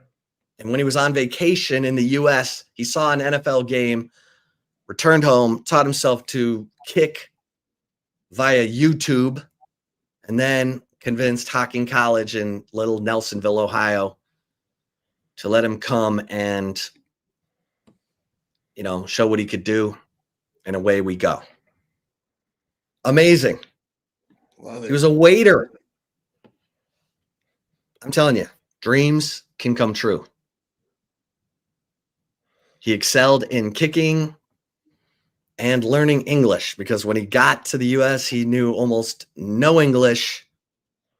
But he worked his ass off. I don't know what he used to learn the language. If it was, what's that app?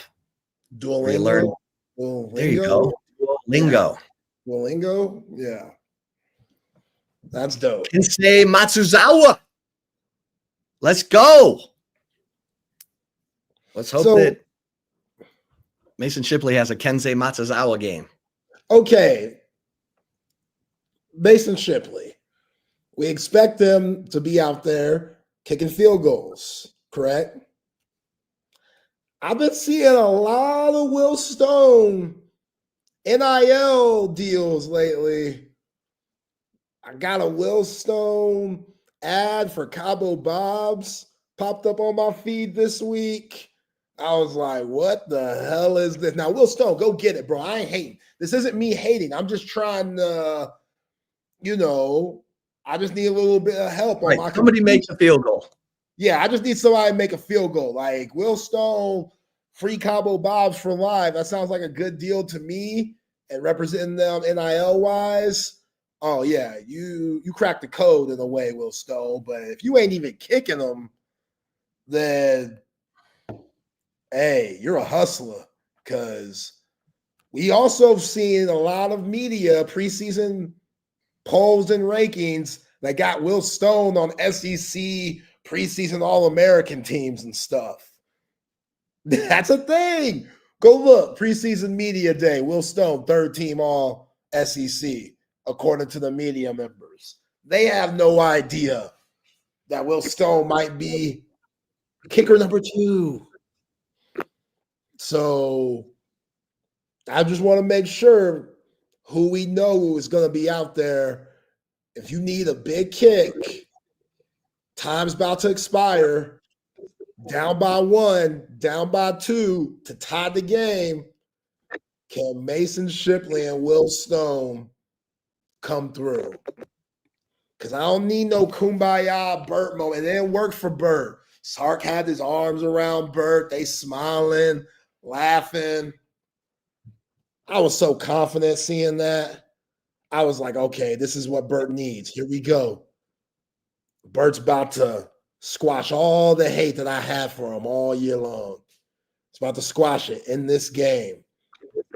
Nope. Smokes it. 42 yards. So kicking in the Sun Belt or whatever the hell conference Texas State was in. Sun Belt. Sun Belt. Okay. Kicking there and kicking at the shoe, the horseshoe, with 100,000, swinging those towels around, just swinging them, Chip. Feels like it's rocking. It feels like it's moving. What's going on? I didn't drop acid before I got out here. Why is everything moving, but I'm standing still? This crowd's that crazy. Can you make the kick? Can you knock it down? Can you Just be the need someone hero? to make the kick. Just need someone to make the kick. So I don't know, man. Like Will Stone, Mason Shipley, whoever it is, I hope they're ready. Jeff Banks, let's go. Get them right. Talk about putting in that crowd noise all week to prepare these guys. I know they've had those kicking moments where all the players gather around the kicker. They got the crowd going crazy. Are they knocking them down? What's the word? Were you not in the SEC? It's been weird. It's been weird. Been weird. We haven't heard much. Like I asked Stark point blank, how's the field goal kicking after the second scrimmage? And he said, pretty good. The hell does that mean? Pretty good. Pretty good. Pretty good. Pretty good. Is it going in between the uprights or is it going outside the uprights? It's one or the other. What's pretty good? 2 out of 3? I'm just telling you. Field goals are going to be a part of this thing on Saturday. Makes me nervous. These defenses are good. It's going to be hard to get in the painted area. Might have to kick a couple field goals. Yeah. Makes me nervous. Right. Let's get to the right call. Let's get it. Let's get it. Before that, though, got to give a shout out to Covert Bee Cave. They're the best in the business, new, pre-owned. It doesn't matter. Covert Bee Cave.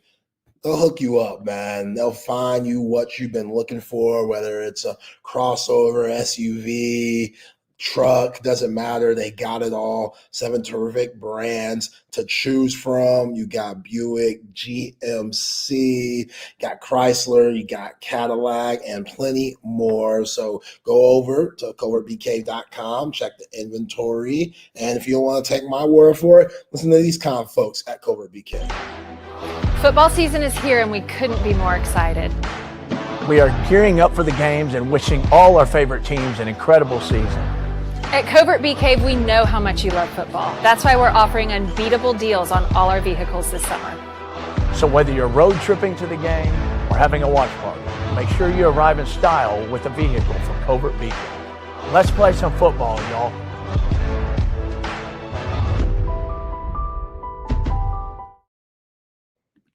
Nobody beats a Covert deal. Not now, not ever.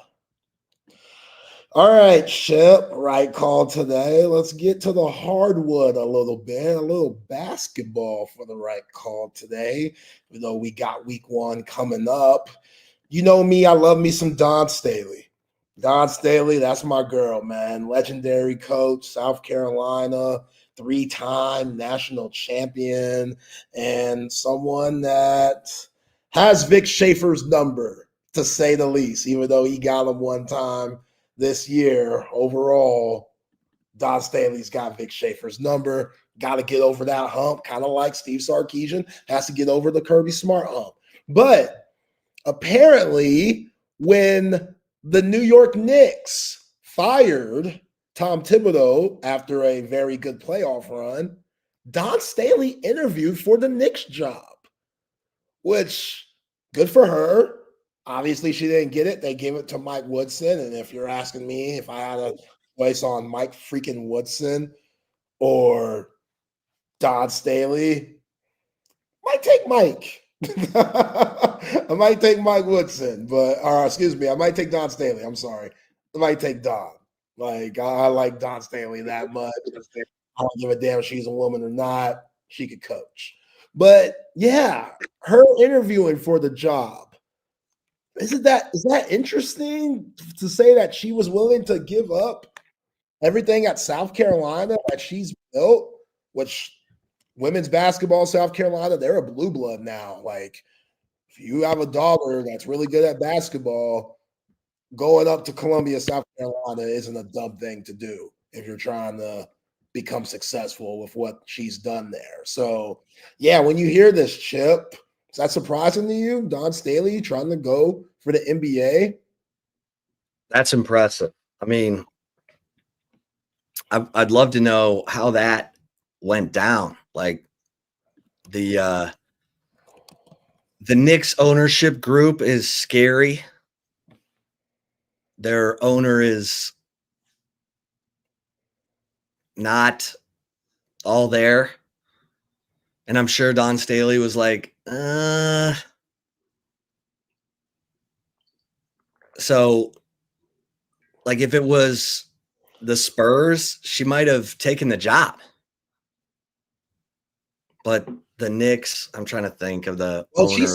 She said if the job was offered, she would have took it. Okay. Like she said, I think they went through the whole process of her being interviewed and stuff, and it just didn't work out for whatever reason why. But yeah, like I'm very surprised to hear this because, like you said, the James Dolan situation, front office for the Knicks, kind of toxic. Like if you're Don Staley coming from South Carolina, where hey, you're the queen over there, like you can basically do anything in South Carolina. Probably, but she's done it. Right. She's 3 times. She's climbed that mountain. So, yeah, if she had a chance to go be a coach in the NBA, that would be awesome. Would love to see how that goes. There were some times during the Shaka Smart era where I said Kim Mulkey could coach the Texas men's basketball team better.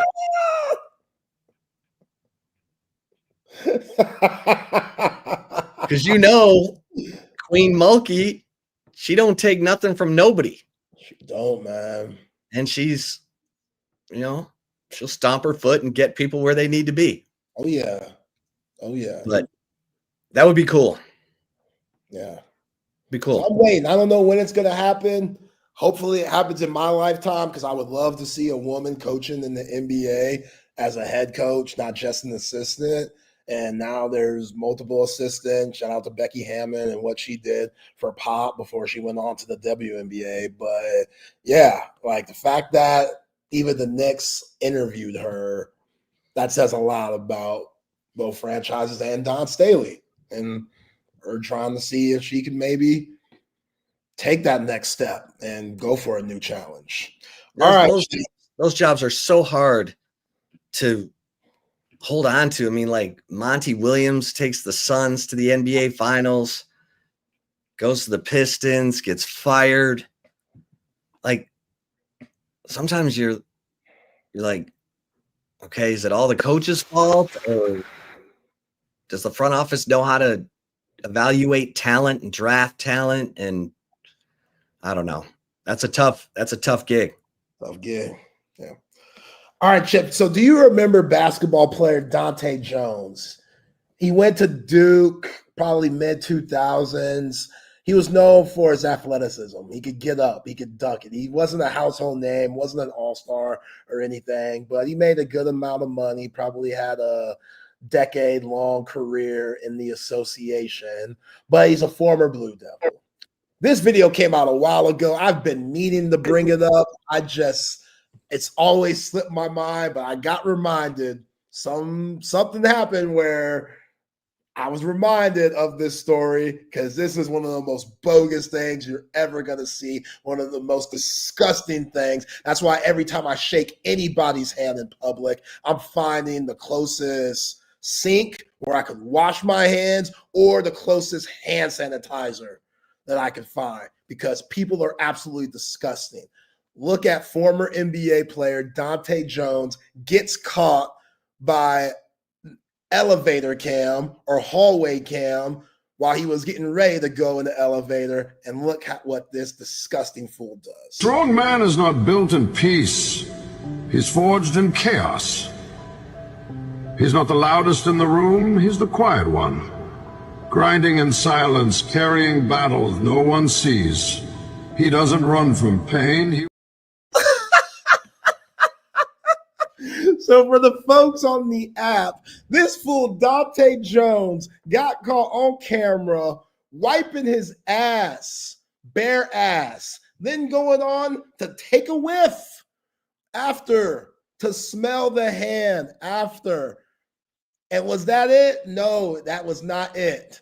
After he smelled it, he then proceeded to wipe his hands on the wall in the freaking hallway. Are we serious, man? Dante Jones, bruh. Dante Jones. I bet not ever see you anywhere. If anyone ever says out in the streets, you're out with your kid, and you say, hey, look, that's Dante Jones. Let's go get his autograph. That's one autograph you don't need to have. That's one less autograph you need to have.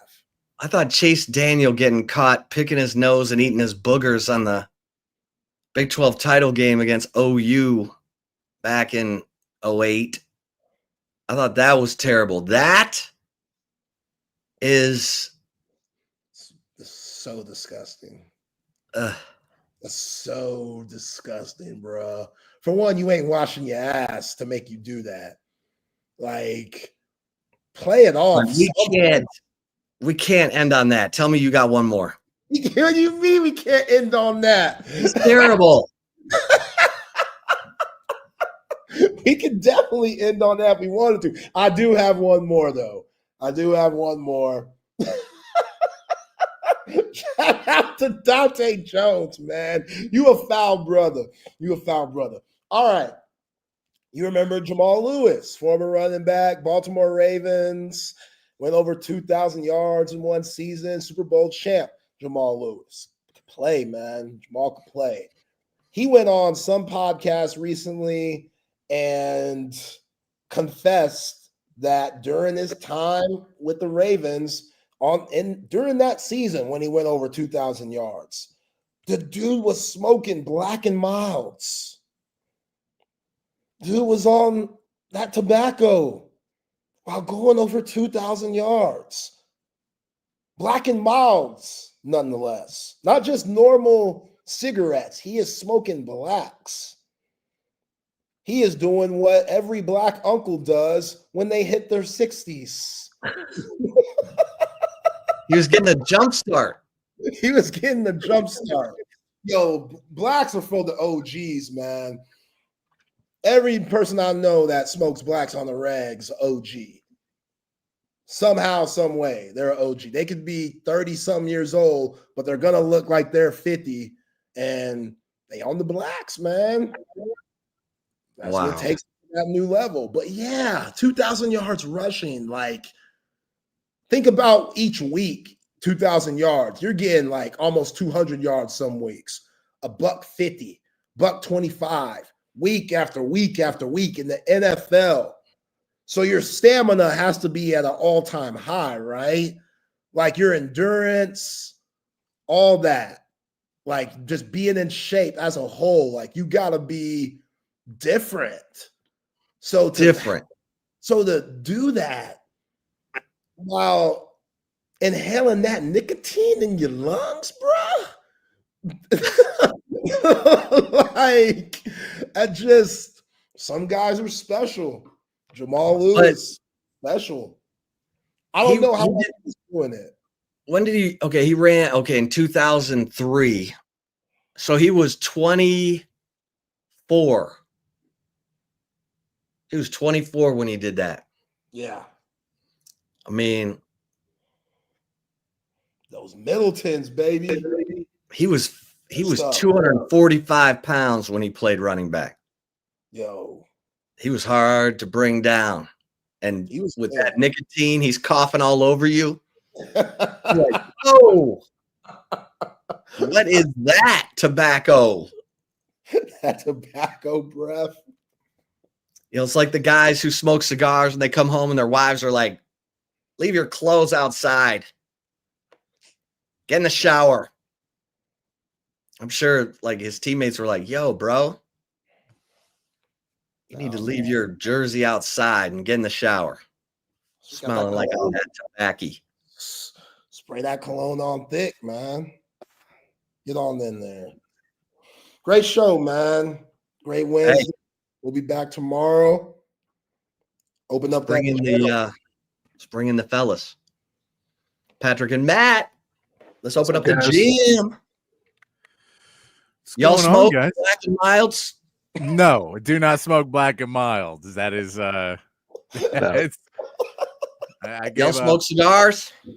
I do smoke cigars occasionally. I will smoke a cigar occasionally, but that's not as bad. I've smoked in the past and stuff, and then the worst part would be I would come back, be smoking and drinking all week and having a good old time, and I'd come back. At the time, I was working at a different radio station, and I'd be trying to go record spots, and the problem would be they come in, they go, you need to record this spot, and then I go in the studio, and it would be like, well, Disney on Ice coming. You're like, I can't keep doing this. I gotta stop smoking because it's killing my voice, and I'm trying to use this to make money. So I had to quit. Quit smoking. Yeah, you can tell those chain smokers. You can hear it in their voice. Oh, you just out because I was like hanging out with bands, you just smoke and drink all weekend, just having a good old time, and then show up to work on Monday morning, just worse for wear. I have asthma like a nerd, so I have to stick to the Zen, unfortunately. Hey man, that's not a bad thing. I heard you talking about Keandre Coburn earlier. He got released in July. The Raiders picked him up, so he is on the Raiders roster. But the crazy part is that DC for the Titans last year, he just he keeps like 2 to 3 D tackles on that roster. Yeah, it's all like linebackers and safeties. It's like that's all he wants on that roster. It's weird, and it didn't really work last year, but they're gonna try it again. But yeah, he's trying to run like a really weird, like basically everyone can switch anywhere kind of defense. Yeah, I couldn't believe that. They have like 3 defensive tackles on their roster right now. Yeah, but Keandre Coburn's good. He's in Vegas. So he landed on his feet pretty quick. And the Sam Ehlinger one's crazy because he stayed. He got offers to get on the 53-man. Other team, like he could be starting for the Saints. He's better than Spencer. You all know that. So, but he's like, I want to be in this room and learn from this, from the quarterbacks coach here. So he's staying on the practice squad in Denver. Yo, don't sleep on Spencer Rattler. He's Bizarro World Patrick Mahomes. So I'm in a coma on Spencer Rattler. I've watched the dude play football. I've never seen him be good other than at practice or on video. I've never seen him in a game be like, oh, what a great quarterback. Seen him beat bad teams. If they left him in the game in 2021, whenever Caleb Williams came off the bench, Texas would have won that game by 30 if Rattler stayed in the game. It would have been He bad. was coming apart. He was having a breakdown in that game. Did the Raiders play Coburn too? I didn't see that. I saw that he went to the Coburn. I saw he went there a while ago. Damn. All right, fellas. The show. Appreciate you tomorrow. Have a great rest of your day. Welcome in to Open Gym here on Texas Sports Unfiltered. Myself, Patty Davis, alongside Matt Galatzan Matt Galatzan for Texas Longhorns on SI here on a Wednesday afternoon with CB, the greatest honorary producer in the history of Austin radio. Always correcting us and making sure we know everything. Appreciate you, CB, as always. You guys are the third member of Open Gym. Text line's open, 512-222-9328, and on the chat there, Facebook, Twitch, X, and on YouTube. We are 3 days away from Texas football. I could not be more excited. I can't wait to get out there to East Village for our watch party, and we'll start pregame at 9 a.m. and then roll on, and then football starts. It's starting to get – it's really – I can tell I'm getting more excited because I am starting to get more anxious now. Like I'm starting to get a little bit more, and maybe it's because we're doing more prep for it. And so now you're doing all this different stuff. And I don't feel any worse about Texas winning. It's just now all the things of like, but what if all of those are starting to enter into my brain now? Here's a little bit of a deep cut. Hodges Mitchell days away from Texas football. Yeah. I like it. Nathan Vasher days away from Texas football. Yeah, I mean, I'm not nervous. I'm just ready for football to start. I'm sure I'll have a little bit of nerves during the game in terms of like, just because you don't really know what to expect, because as much as we project it, as much as everybody thinks they know what's going to happen, nobody knows what's going to happen. And that's going to give me a little nerves on all the games, not just Texas. The more that I've gone through this week and the more that I've sort of buckled down and studied a little bit about this matchup, I'm just feeling more confident about Texas in general, but it's like I said, anything can happen. Yeah. That's kind of more of it. Is the more you research into it, you're like, these are two pretty well-matched teams. This is a very across the board, a lot of things could happen. We're getting a little bit more about the Ohio State defense and what Texas can do to attack them here in just a little bit. But it's just more of this. The more prep I keep doing about it, more Ohio State you kind of look into what they do. You're like, okay, this is one where you're almost like, if there's not at least a turnover on both sides, maybe multiple on both sides because of all the new players, it would kind of surprise me. I expect at least 3 turnovers in this game. Let's put it that way. I expect at least one team to have 2, and I expect both teams to have a turnover because you are playing so many new players, and the defenses on both sides are really opportunistic, and so it just feels like one of those games. So you're just kind of going like, okay, what if this happens? All right, and then you get a little scholarship Burt flashback, and you're like, okay, I don't know. We don't have a kicker now. Mason Shipley, he comes in and he hits like 3 field goals in this game, all 30 plus, 40 plus. Then we're like, okay, rest of the season we feel much better, but we just haven't seen it yet. And so there is just those questions that are abounding because the last game we saw, they didn't get it done, and now you have to be like, okay, let's get that little bit of tinge of nervousness, which I'm sure will be worse as we start pregame at 9 a.m. on Saturday morning, and then hopefully by like 1:30 you'll be like, we're good. That's what you'd like to be. The 1:30, we feel pretty good. We're just handing the ball off and having a good time. But it is getting close now. We saw yesterday too. I wanted to get your opinion on this, Matt. Brent Venables to even his press conference and really getting into a little bit more of what he's had to deal with. And I've seen a lot of differing viewpoints on Brent Venables and what he said, because it's not wrong. It's not, there's a lot of different viewpoints. So I'm going to play the video of Brent Venables from yesterday or the day before. And I want to get everybody's opinion if this is a good thing for Brent Venables or if this is Brent Venables making excuses before the season starts. And that's the two sides of this. But here's Brent Venables. I had a lot to work through, and I chose not to, ask anyone to leave when I first got here. Just let me give everybody a fair shot and just kind of see where we're at. And through time, some players chose to leave. Some players just weren't fitting the bill when it come to going to class and living right off the field. As a football program, we had a lot of issues. The first year, we had guys weren't going to class. We had a 2.2 team GPA, and a lot of guys that didn't pass drug tests, a lot. And so what comes with that? Lack of motivation, lack of synergy, lack of, again, ambition.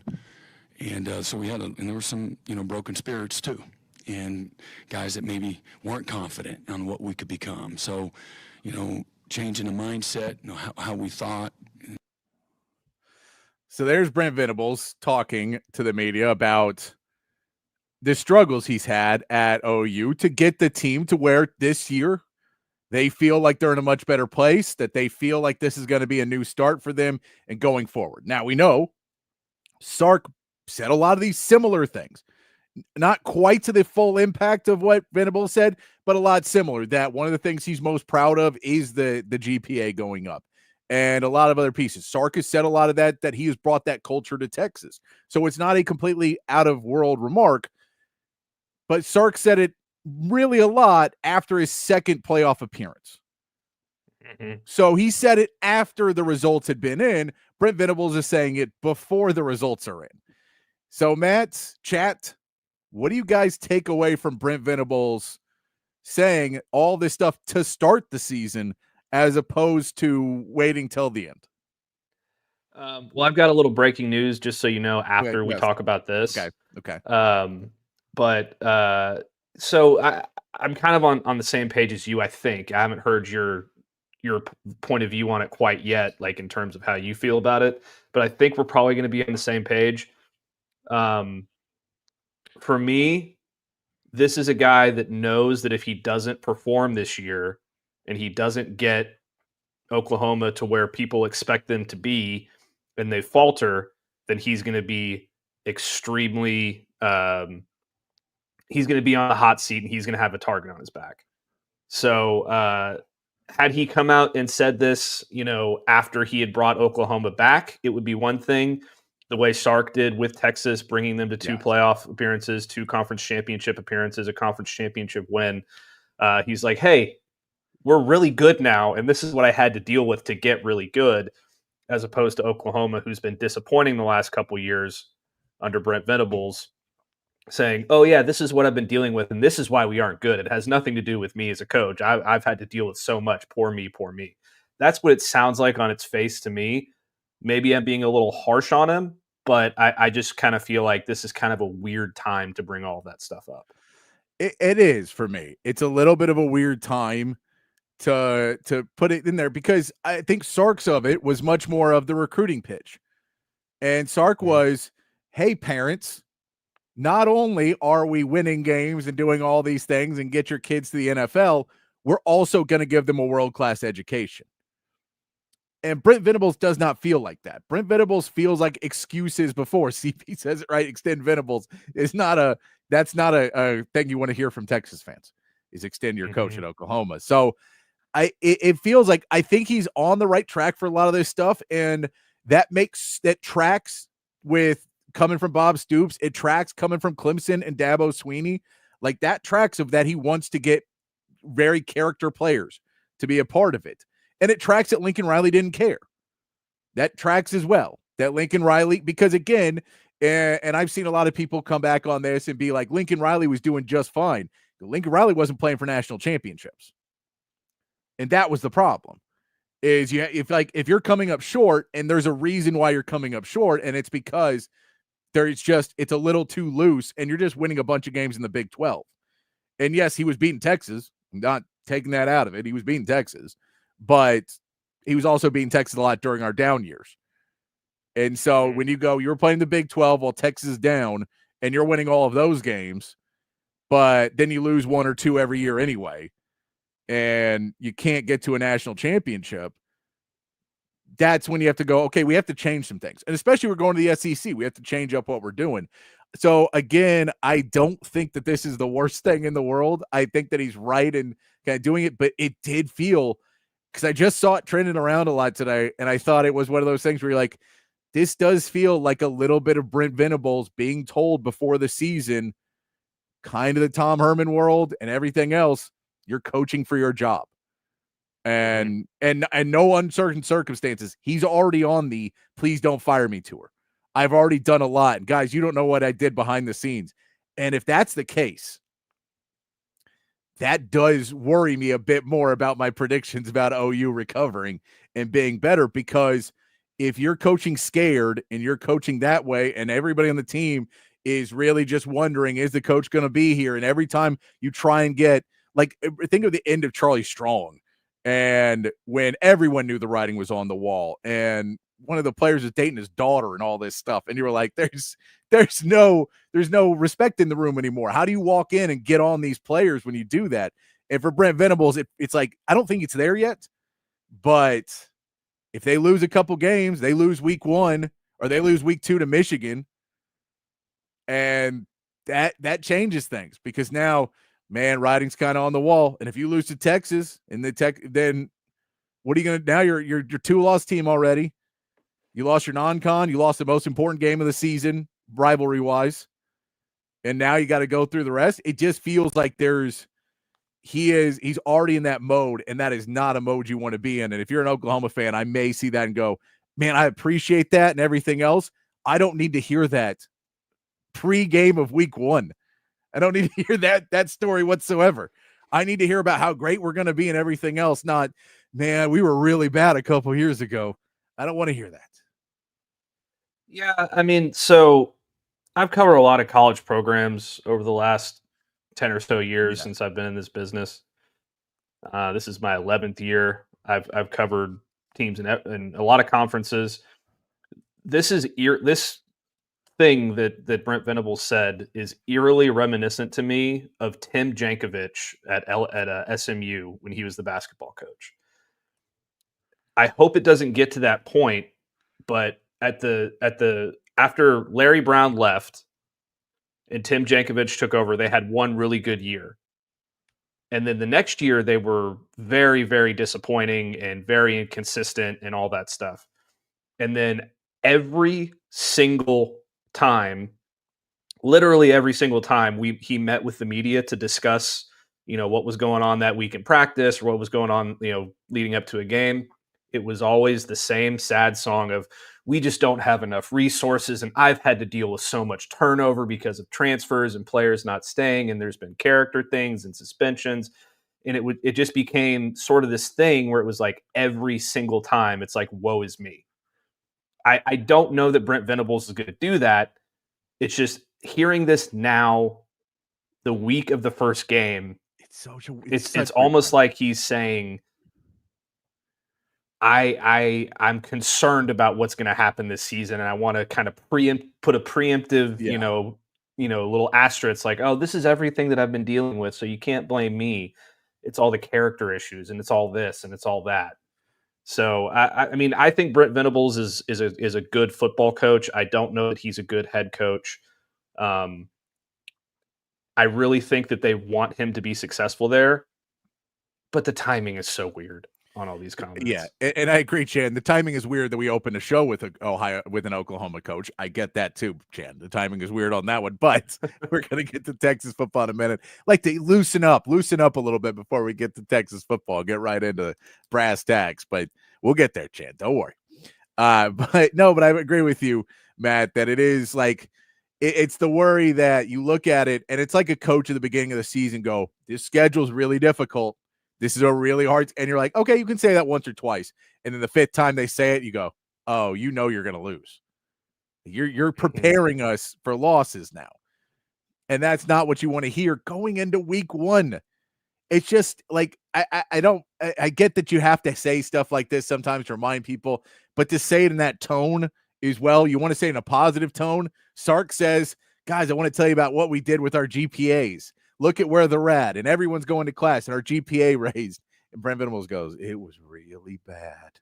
You go, no, man, let's push that a little bit further, and let's go with that. So at the end of the day, it does not spell doom and gloom for Oklahoma completely, but it does feel like Brent Venables not only knows he's on the hot seat, but is taking it really hard and maybe isn't his focus. And I agree with you. I know I'll say this.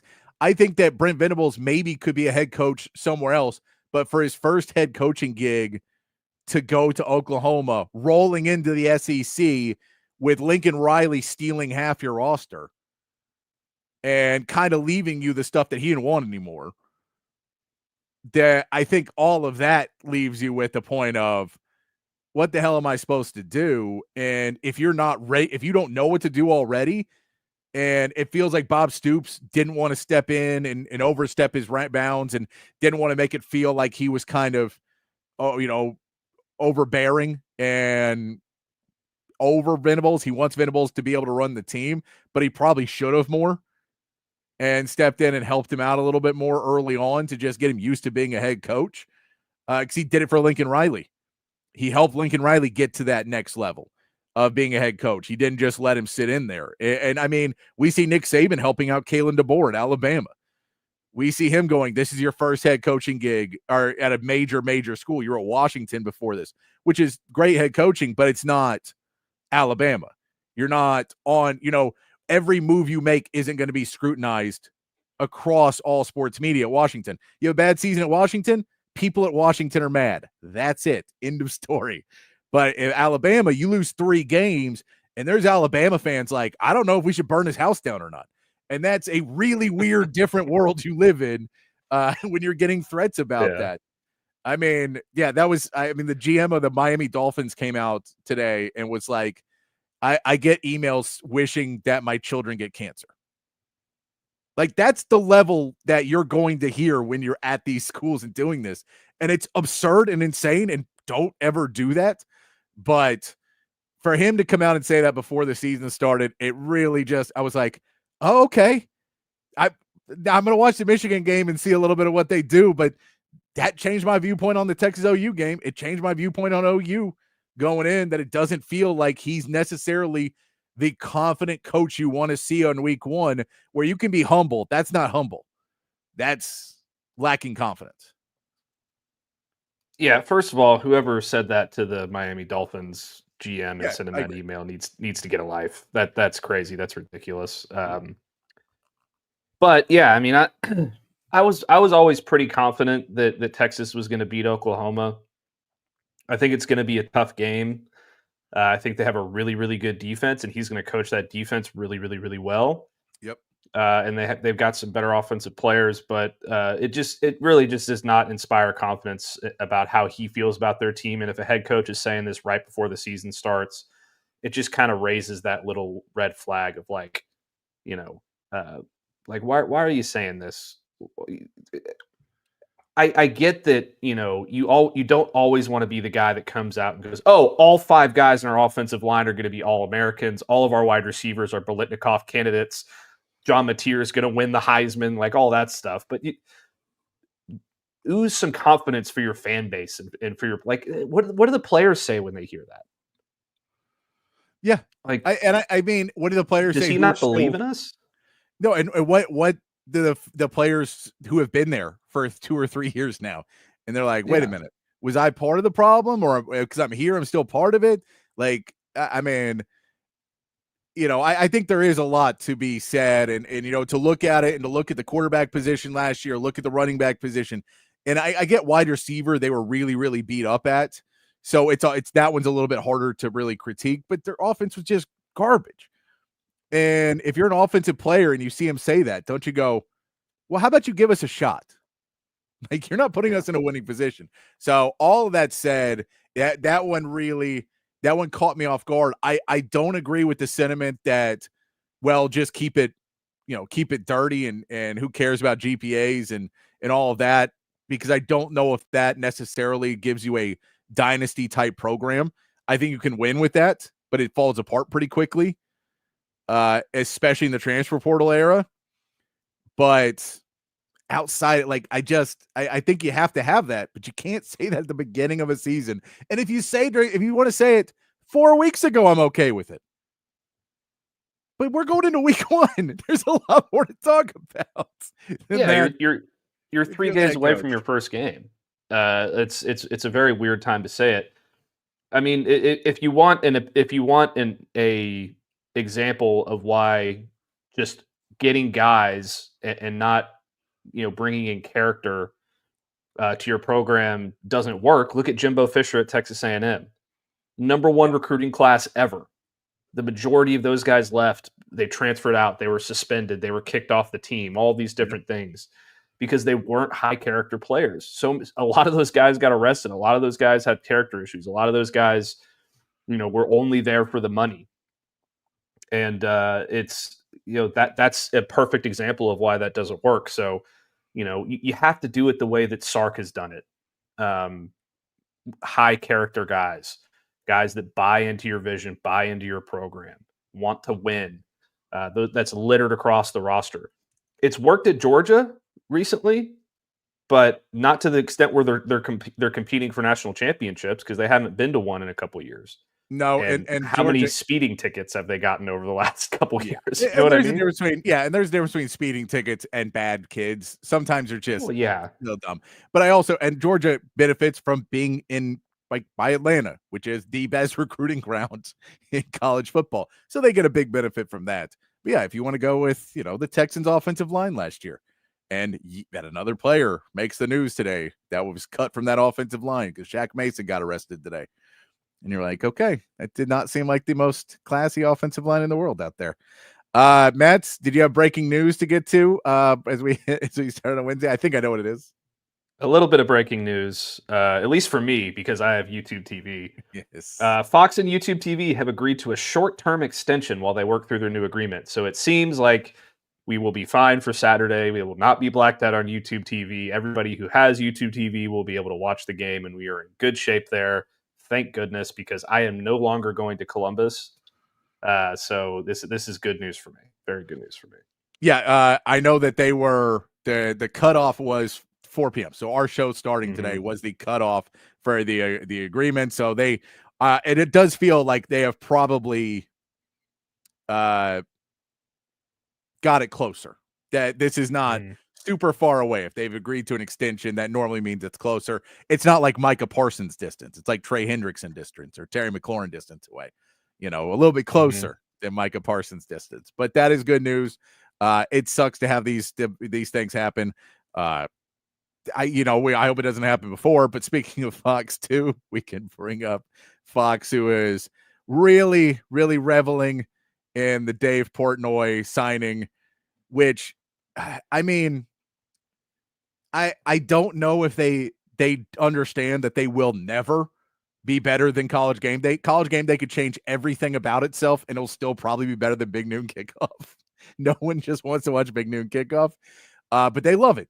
And they're going to be like, people really tune in and go, yeah, because you have the Big Ten people tune in. Because it's always a Big Ten game.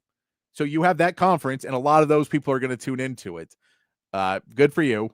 They brought in Dave Portnoy, which it's like the one thing that I think most College Game Day people, and I don't mind Pat McAfee as much as most people do, but you're like, that would be the one reason that people would tune out is that, and they may go to your show, and then you add a Pat McAfee wannabe, like a guy like that. You just add another guy like that who's less likable and didn't play the game either. So it's less, like, it makes less sense to bring him in.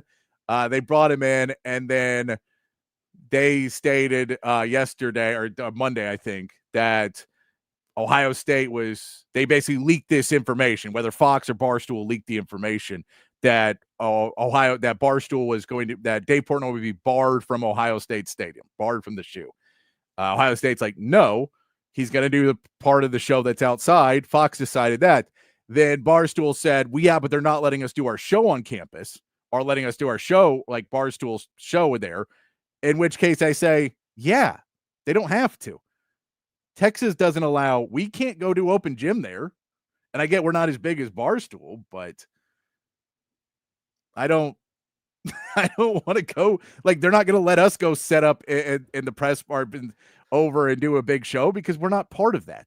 So if they're like, you're not part of it, you are actively going to try and make a joke out of it and make us the butt of the joke because you're Michigan guys. Why would we let you in? No, we don't need you here. We have Fox and ESPN coming. We're good. Yeah, I mean, if it was just Big Noon Kickoff and College Game Day for some reason wasn't going to be there, I bet you Barstool would have been allowed. Yeah, but they've already got the two biggest pregame shows in college football on campus. It's already going to be a zoo. Why would we let a third one in that we don't really need? That's kind of a joke anyway. And I feel like Dave Portnoy is being a little bit disingenuous about this whole thing too. He was never going to be part of the on-field Big Noon Kickoff setup. Yeah. It was always the outside setup. So they didn't credential him to be inside the stadium, and that means they banned him from the stadium. I don't think that's the case. But this goes to the bigger issue of what I really can't stand in all of this and what I hate about some of these sites that do this. And Barstool has some good people and some bad people. But when you're like, look, Texas, Ohio State, this is number 1 versus number 3. Guys, college football is back. Let's celebrate college football. Let's celebrate Lee Corso's career. Let's have all this positive energy. And then Dave Portnoy goes, it's about me. It's about our company, and we're doing things. And you go, not one person cares more about Barstool than college football. And if you take away sports, y'all don't have a business. So embrace the sports or shut the hell up. And it's just so frustrating that this has become a thing now. I'll be thrilled when it doesn't work and they fire him. I would love if they fired Urban Meyer too. I can't stand him either. But they're already the worst show anyway because it is not very good. You have Urban Meyer who sucks and is not a good analyst. He's just he's just a bitter old coach. And I think Nick Saban has a little of that, but I'll listen to Nick Saban more than I'll listen to Urban Meyer because he didn't cheat as much as Urban Meyer did. And didn't quit on his teams and just walk away from everybody after when he's had heart problems. And CB, I get you. I don't normally spend a lot of time watching either of those. Hopefully I'm working pre-games, but in the mornings. And Clay Travis is awful as well. Like, it's just, they'll have the NASCAR guys out there. I'm like, I don't know why these NASCAR guys are out here. I don't get any of it. And ESPN does that a little bit too with the SEC network, and they put the NASCAR. It's all this stuff that I just don't need in my pregame football. I want to hear football stuff, and we get so little of it now, and I don't know why we can't have an alternative that's something better, and Fox has to do a ESPN Lite. Yeah, Colby, I assumed that they were. Dave Portnoy is also a massive donor to Michigan, so that's probably why they let that happen. I don't think this is the first venue that Barstool has not been allowed to set up their pregame show at over the last couple of years. So I think it's just a matter of, Ohio State does not have to let every pregame show that wants to be on campus be there. No. So let's also throw in Ohio State doesn't like Fox. Like Ohio State's not happy that they keep getting 11 o'clock games. So Ohio State too is like, stop putting us at 11. They had a politician trying to make it illegal to put them at 11 a.m. And Fox goes, but we get better ratings. We can't get ratings at night because once again, we have a worse product than the other channels, and everyone will watch sports on another channel, and we'll lose ratings because normally we could just have it on whatever other programming and people would watch it more. So they lose ratings. It's just such a mess, and it's the people that are trying to push a 30-team playoff on you. That's Fox. I'm done with them. If they did not carry any sports anymore, I would be thrilled. We get rid of Skip Bayless. Everything Fox has done for sports, I cannot stand. And now adding Portnoy onto it, it just added to my list of grievances. So, but I wasn't even going to talk about it. And then I got more mad about it this morning because I keep seeing people be like, guys, look at this. They wouldn't credential all of us, so they must hate us. And you're like, no, they just don't respect you. They think you're a clown show. They think you're a clown show, and you are. For the most part, the whole thing, this whole promotion, you walking around pretending that everything's a problem tells me that this is a clown show. They're not acting like professionals, and that's the reason they don't want you in there. Yeah, they're obnoxious. I've watched their pregame show before for a few minutes here and there on a couple of different occasions. And it's just a bunch of dudes yelling, trying to be assholes, like make jokes and cause a stir. There's no legitimate college football analyzation on there. There's a couple of guys who know football a little bit, but that gets overridden by them just yelling back and forth at each other and cracking jokes at each other and degrading each other. And if Skip Bayless and Gilbert Arenas are on the same show, the world might explode. That's terrible. CB, tell me you're kidding. Tell me that's a lie. I don't want to believe that that's real. Those are two of the dumbest people on the planet. Two of the worst takes around. Yeah, but and the reality is, all that being said, you're going up against the Lee Corso farewell show. Like nobody's going to watch anything else. You're clearly going to lose this ratings battle no matter what. There's no way to do anything else. So all of it's kind of a moot point because you're like, dude, and I haven't been a fan that they've kept Lee Corso on for as long as they have because I think it's disrespectful to put someone who can't speak properly on TV over and over again. I think sometimes you have to retire and go like, let's remember the good times, but he deserves a send-off.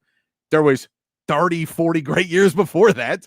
So I'm not going to hold it on in the last couple of years. Some people were pushing him still out there when he shouldn't have been. But that being said, he deserves a send-off. Lee Corso has done a ton for college football and everything else. And like, you're going up against that. You're done. Of course, we're going to watch the Lee Corso send-off. Everyone, even if you're not watching all of it, you're going to tune in to see the last you're going to see the last headpiece, last mascot, last pick. Yeah. Corso has been very difficult to watch over the last couple of years, but he's like, when you think about college football, you think about like in terms of like college football on TV, he's one of the first things that you think about. The headgear pick, the personality, all that stuff. It's iconic, and he deserves a big send off. And I wonder who he's going to pick. I have no idea who he's going to pick, obviously. But how cool would it be if the last headgear that he ever put on was Bevo? It'd be great. It would be very cool. It would be very cool. And that's the thing. I've not been a fan of the last couple of years. That's not taking away. How we watched the Waterboy. He was great in the Waterboy. Yeah. in his cameo with that. So, like, yeah, all the rest of it, there's a guy who deserves a send-off and deserves some of that and deserves some of the shine in week 1 of college football. It's Lee Corso. It is not Dave Portnoy. That guy deserves zero shine during the week 1 of college football. Do we think they're going to replace Lee Corso, or they're just going to keep that core group of people? I think they'll keep the core group for this season, and then after, I think if the right guy comes, you can't. It's like, again, that's like following Nick Saban or something else. Like, you can't just stick someone in there and think it's going to work, because then they're the next Lee Corso, and then it's just that guy trying to be silly, and coaches trying to be silly does not work. We've seen it fail so many times. Phil trying to do it.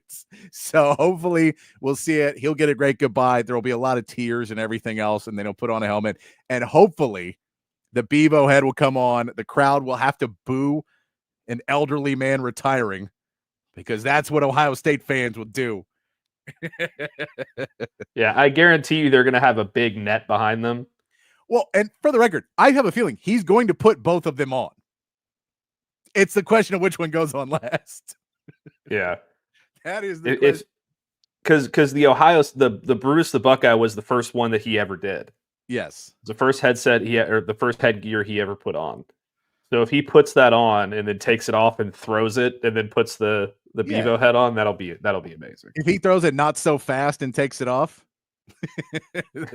not so fast, my friend, and takes it off, then we'll all be happy. We'll all go. We'll all be happy. And then Texas just got to follow through on the pick at that point and get it done.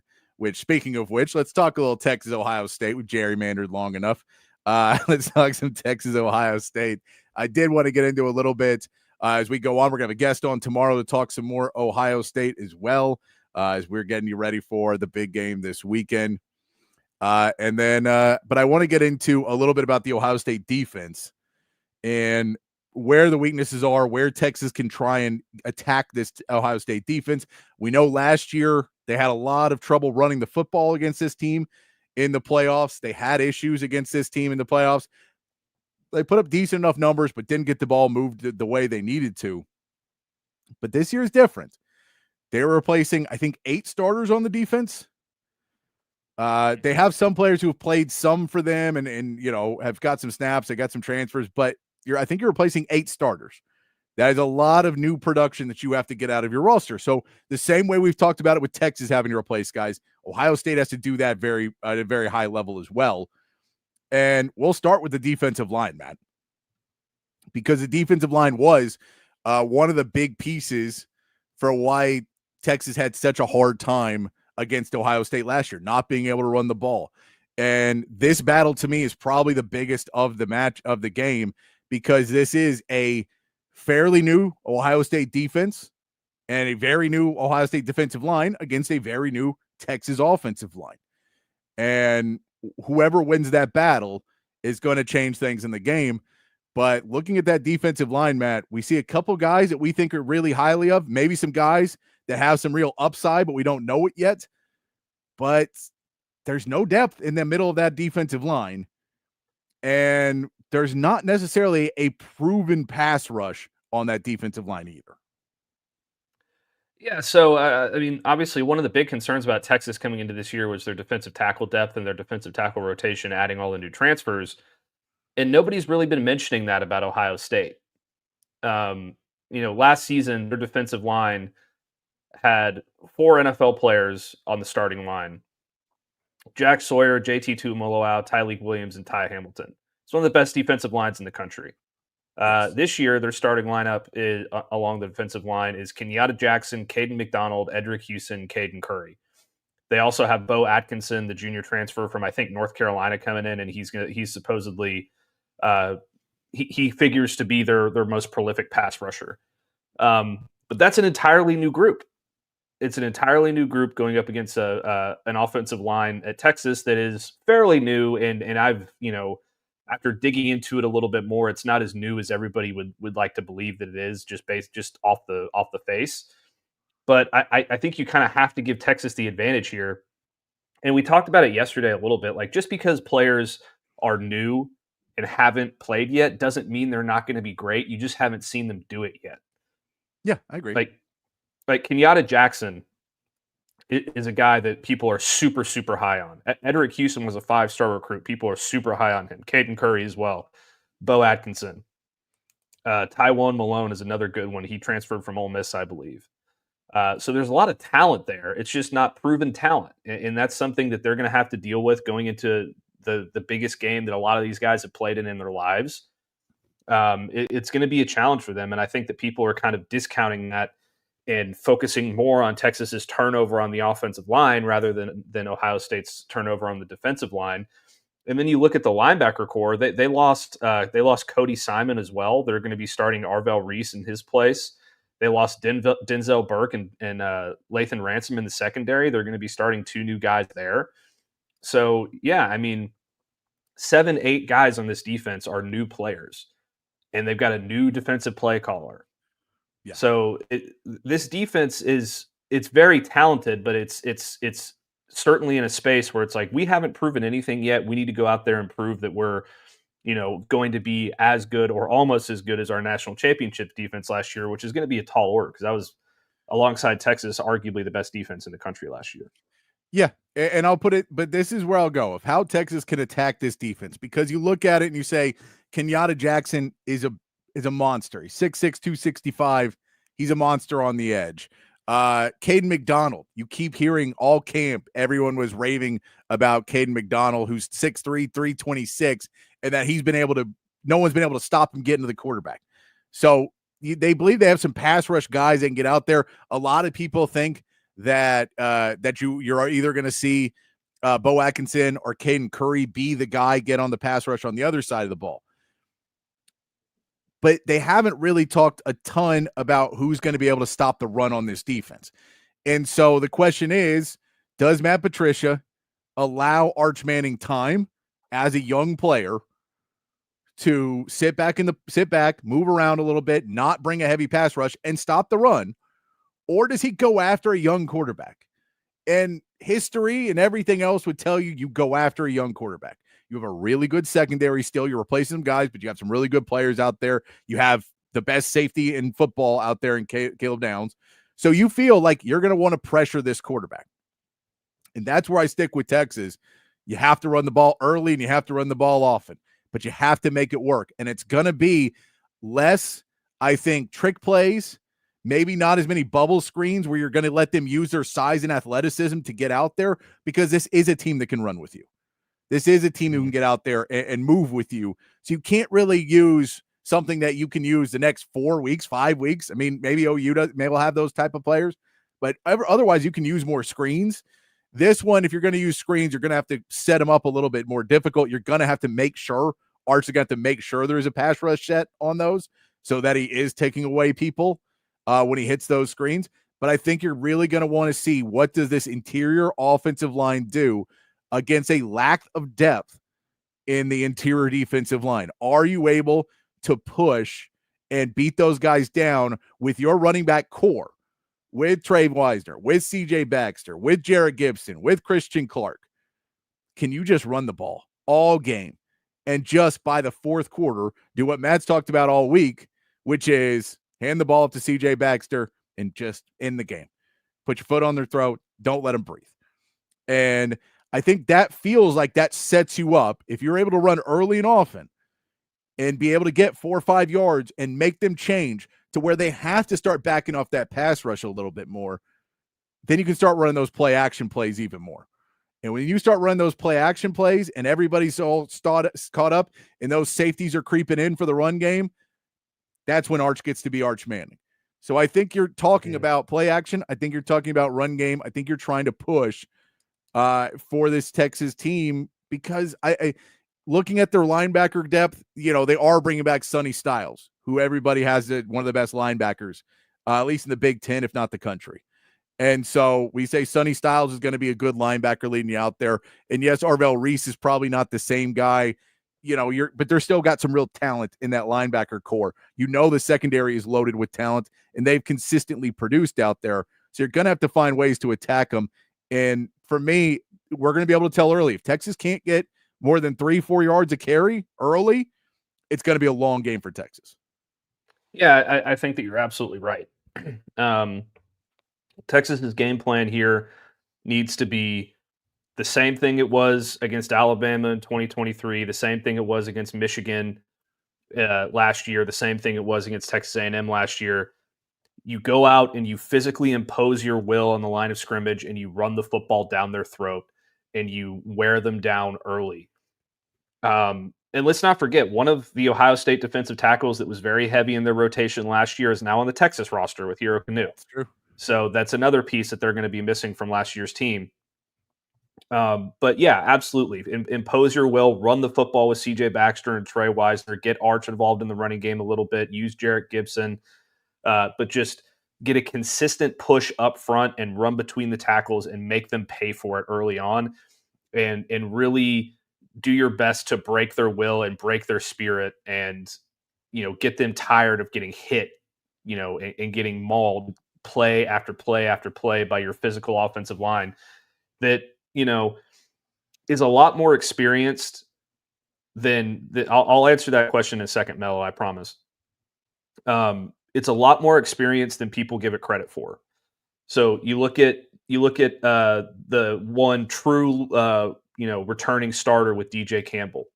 He's played in 37 games with 30 starts. That's a very experienced player. You look at Cole Hudson, who's going to be the starter at center.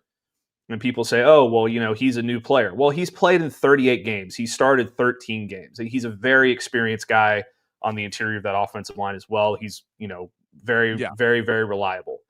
You look at the left tackle with Trevor Gooseby. He's got a couple starts on his belt, and he's only played in a couple games. He played against Texas A&M. You would not have been able to tell that Kelvin Banks was not in that football game. Yeah. He played awesome against Georgia, against an extremely good pass rush. He played awesome against Clemson, against a very, very talented defensive line. And then he started on the right side of the line for Cam Williams against Arizona State. This guy's got 3 starts. Really, like, if you count Texas A&M, he's got 4 starts in his career, and he was elite in all 4 of those football games. So this is a much better offensive line than people are giving it credit for, and I think they really have the advantage over that Ohio State defensive line, and they need to emphasize that early and often and really control the tempo of the game in that regard. Mello, the Texas defensive depth chart, if I had to guess, obviously they haven't released it yet. If I had to guess, your starters are probably Cole Brevard and Murad Watson. Yeah. And then behind them is probably Alex January and Travis Shaw, Hero Kanu. Like there's going to be 6 or 7 guys that rotate at that position, but I think Murad Watson and Cole Brevard are your starters. Justice Terry is going to be involved. Levon Johnson's going to be involved. So there's a lot of guys that are going to get playing time at that spot. Yeah, and I'll throw in, it wouldn't surprise me if Hero Kanu started because, again, I don't think these defensive linemen are going to play more than, 4 or 5 snaps before they get pulled, and they're going to rotate in new guys. So, like, you're going to be playing – there's going to be a lot of rotation in that defensive line, that interior defensive line for sure. That one, I think that you'll end up seeing basically – that the starters, it's going to be at the end of the game who gets the most snaps, which again, I think will be Murad Watson and Cole Brevard, who probably get the most snaps out of anybody. That would be who I guess. Alex January will be a close second of who gets there and what Hero Kanu can do against his old team. It's kind of going to be throwing through this week of, is there that little bit extra where they're like, well, for this game, Hero Kanu wants to go out there and show them what's up. And go push against these guys, or and just see what his motivation is.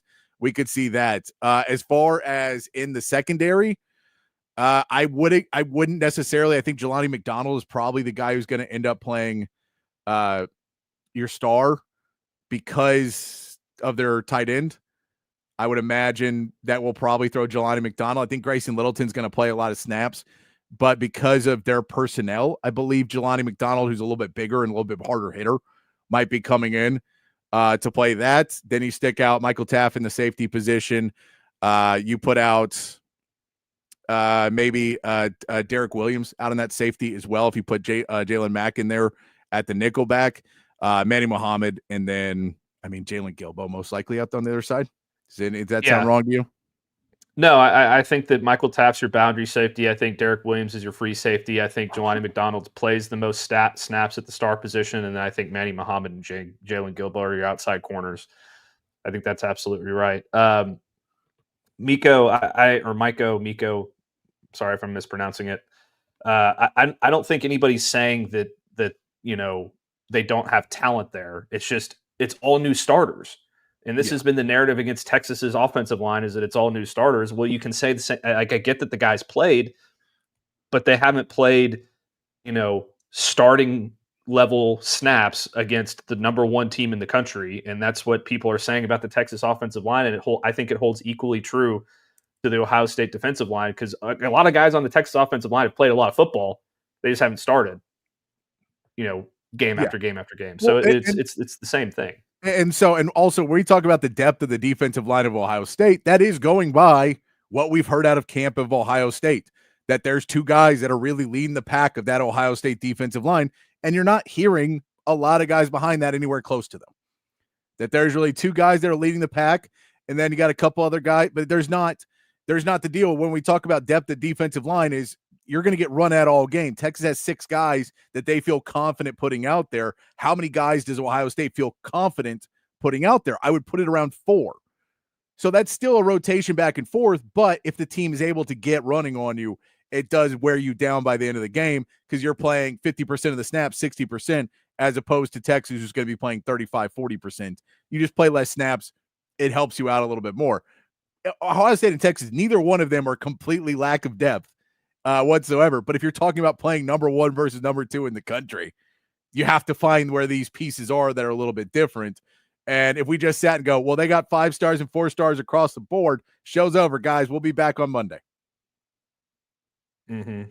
So that's we're going to pick apart where things may be the case, and we'll pick them apart for Texas as well. We know where Texas's weaknesses will end up being, but that's where you said the running back room for Texas. The good part about it is that they have a lot of hands in there right now that you can hand the football off to, and they can run inside, because not everybody has guys that can all run inside. But we know CJ Baxter can run inside. We know from last year, Trey Wisner can run inside. He learned how to do it a lot better last season.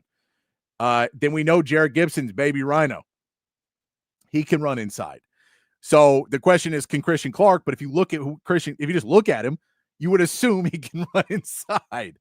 And so that gives you a lot more guys who can just pound up the middle and hit your same guys over and over and over again. So I think that's where we take it for the Ohio State, and just look at it and go, where can you attack? The secondary is going to be really good. They're going to stand where they're at. Now, if you want to tell me my honest opinion, I'm going to tell you that Matt Patricia has the possibility of tanking all of it and not mattering, because Matt Patricia is such a bad coach. I think there's a possibility of that, because we saw it with the Eagles a year ago. When Matt Patricia took things over, that killed the Eagles, right? The Eagles went on to win a Super Bowl the next year when they got rid of Matt Patricia. So I'm not saying I think that will happen, because I think there's too many other good coaches at Ohio State. I think Ryan Day is too good of a head coach to let that happen. But if you let Matt Patricia just do whatever he wants, I wouldn't think high quality things are going to happen, because his track record is 0-16. And his track record is, I was friends with Bill Belichick while he ran a defense and I held his clipboard. So I that's personal opinion on that one. I don't have a ton of respect for Matt Patricia. I know Sark has a lot more than I do, though. So that's good, because he'll be more prepared. Yeah. Also, it should be noted that I think that Texas has a distinct size advantage on the interior as well when you're talking about their offensive line versus the Ohio State defensive line. Caden McDonald's 326 pounds. Edric Houston is 292 pounds. Texas averages 318 pounds along the interior of the offensive line. 325 from Umeah Zulu, 321 with DJ Campbell, and 308 with Cole Hudson. So they've got some really big, strong dudes in there that I think gives them a little bit of an advantage in that as well. I mean, obviously it comes down to technique and all these other things, but that's just something also to think about a little bit. Yeah, and we saw Trey Wisner, he had 17 carries for 46 yards. He averaged 2.7 yards per carry last year in this game. Again, new O-line, new D-line. We're talking about different things, but the schematics will probably be pretty similar to it. Texas just has to do better in that world, because if you're relying on trying to throw the ball a lot more with a young, inexperienced quarterback, which Arch is, there's going to be more turnovers. And knowing how Sark is, who really, really tries to avoid turnovers, I think the passing game will be dumbed down a little bit more than you like it to be. I think fans of it may not be thrilled that you're going to be trying to create space around players and get guys moving. Sark is really big about throwing to guys while they're moving. So you're going to try and get a little space for Ryan Wingo and then put him where he's coming across the middle or coming down the side or on a slant or whatever it is. But you just got to find a space where he's moving when he catches the ball. Those plays are really difficult to pull off in a crowded, loud environment because it's all about timing. And when you're trying to get the snap and maybe you're a half second off, that's where a guy like Caleb Downs can kill you because he comes flying in and you're just trying to go off reaction and maybe you don't see something. So I would put it there. Now, I think Julian Satan's going to have to deal with the exact same problem because he's going to have to go against a Texas defense that has the same things going for it. He may have a more experienced and better wide receiver core because he's probably got the best wide receiver core in football. So I'm not he's got that going for him. But I think, when you're just talking about Texas having to attack this Ohio State defense, I don't know how much of it you can do early through tricks. Where last year against Michigan, it felt like they could trick him a little bit more. And they could kind of run some of the Sark, fun stuff that Sark likes to run. I don't know how much of that you can do against this Ohio State team early. Now, maybe once you get a feel for the game, it'll be a little bit easier to do and add some more of that stuff in there. But to put Arch out there and, run 2 or 3 really trick plays or try and chunk the ball downfield real early, I just don't know. Maybe Sark will do it. He's taken those shots before. We'll see how much confidence he has in Arch. I think we'll see that early on because if he is chunking the ball downfield, if he is trusting him to throw over the middle and get in trouble, if he's trusting him to have 4 or 5 reads on these, we'll see it a lot more. But I think that this is one where you're going to see the run game be very prevalent early. See if you can set a tone. And then the question is, where do you go, Matt, if you run the ball on first down and you get 2 yards? Do you go back and run the ball a second time and get 2 yards? It's 3rd and 6. Where do you go if you're Texas early in this game and the run game just in the first series isn't working? Yeah, I mean, I think you're right. You're going to see a lot of RPO stuff. You're going to see a lot of running the football, getting the ball to guys in space on short passes and letting them, make their hay after the catch. But if you get into those 3rd and 6 situations and the running game's not really there, I think that you really focus on DeAndre Moore and Jack Endries, getting them, on a slant or on a curl or on a little out route, whatever the case. Like everything that we saw with Gunnar Helm last year, Jack Endries is capable of doing. Yes. He was arguably the best receiving tight end in the Power 4 last year, behind Tyler Warren and Colston Loveland. He was right up there with those guys in terms of a game-breaking type receiver. He just didn't have the quarterback to get him the football as often as those guys did. Yeah. So I think that you're going to see a lot of that kind of stuff underneath possession type stuff, getting the guys ball in space, getting them while they're moving, and those kinds of things to kind of take the pressure off of Arch a little bit more and not letting him sit back there in the pocket and, have to go through 3 to 4 to 5 reads. And that's kind of going to be their game plan early on. I do expect them to take a couple shots. Sark is not afraid to take shots against anybody. He didn't shy away from that in any game that last season. And Arch is better equipped for those shots than Quinn Ewers is. And I think he'll have more confidence in Arch hitting those plays downfield than he would have with Quinn. It's just a matter of locating on the field where Caleb Downs is and working around that. Because if you're trying to hit a go route to Ryan Wingo down the sideline and he's covered by David Asinikbenosin with Caleb Downs shadowing him over the top, you're not going to want to throw that football more than likely. Yeah. So you just got to figure out, where your guys are and get the ball out quick, I think is going to be your early game plan. And then when you set those things up and they become kind of we hit them on a couple of short passes here. We ran the football for 4 or 5 yards and we hit them on another short pass here. Then you can take your shot. But I don't think it's going to be a situation where Texas comes out on the first play of the game and runs a play action and launches the ball down the field. I think it's gonna work. They're gonna work their way to that point. It's just not going to be the first thing that they do. Yeah, I agree. And I mean, you could see some 10 personnel RPO in there as well early in the game, where you really try and show that you're going to throw the football and let Arch look at the defense. And if the defense is going to go 5-on-5 at the offensive line and they're going to drop back their linebackers a little bit more in coverage and it shows that way, all right, let's run the football. Let's run the football. We'll get some yardage on them. And then if they don't, let's take that shot. Let's take that. If they're going to still come up and try and rush us and everything else, let's take the shot. If we get one-on-one with Ryan Wingo and Caleb Downs isn't, fading over that way, sure, let's take a shot that way. We get Demo, and we get him outside like that. Let's take a shot. But I could see some of that 10 personnel as well early on, where you take Jack Indries off the field to show a little bit more of you're not sure what we're going to do, and we're going to trust our quarterback, a young quarterback, to make the decision on the field. If he's going to hand that ball off or take the shot down the field. I think you could see that just because it is going to be, you are trying to just pick them apart.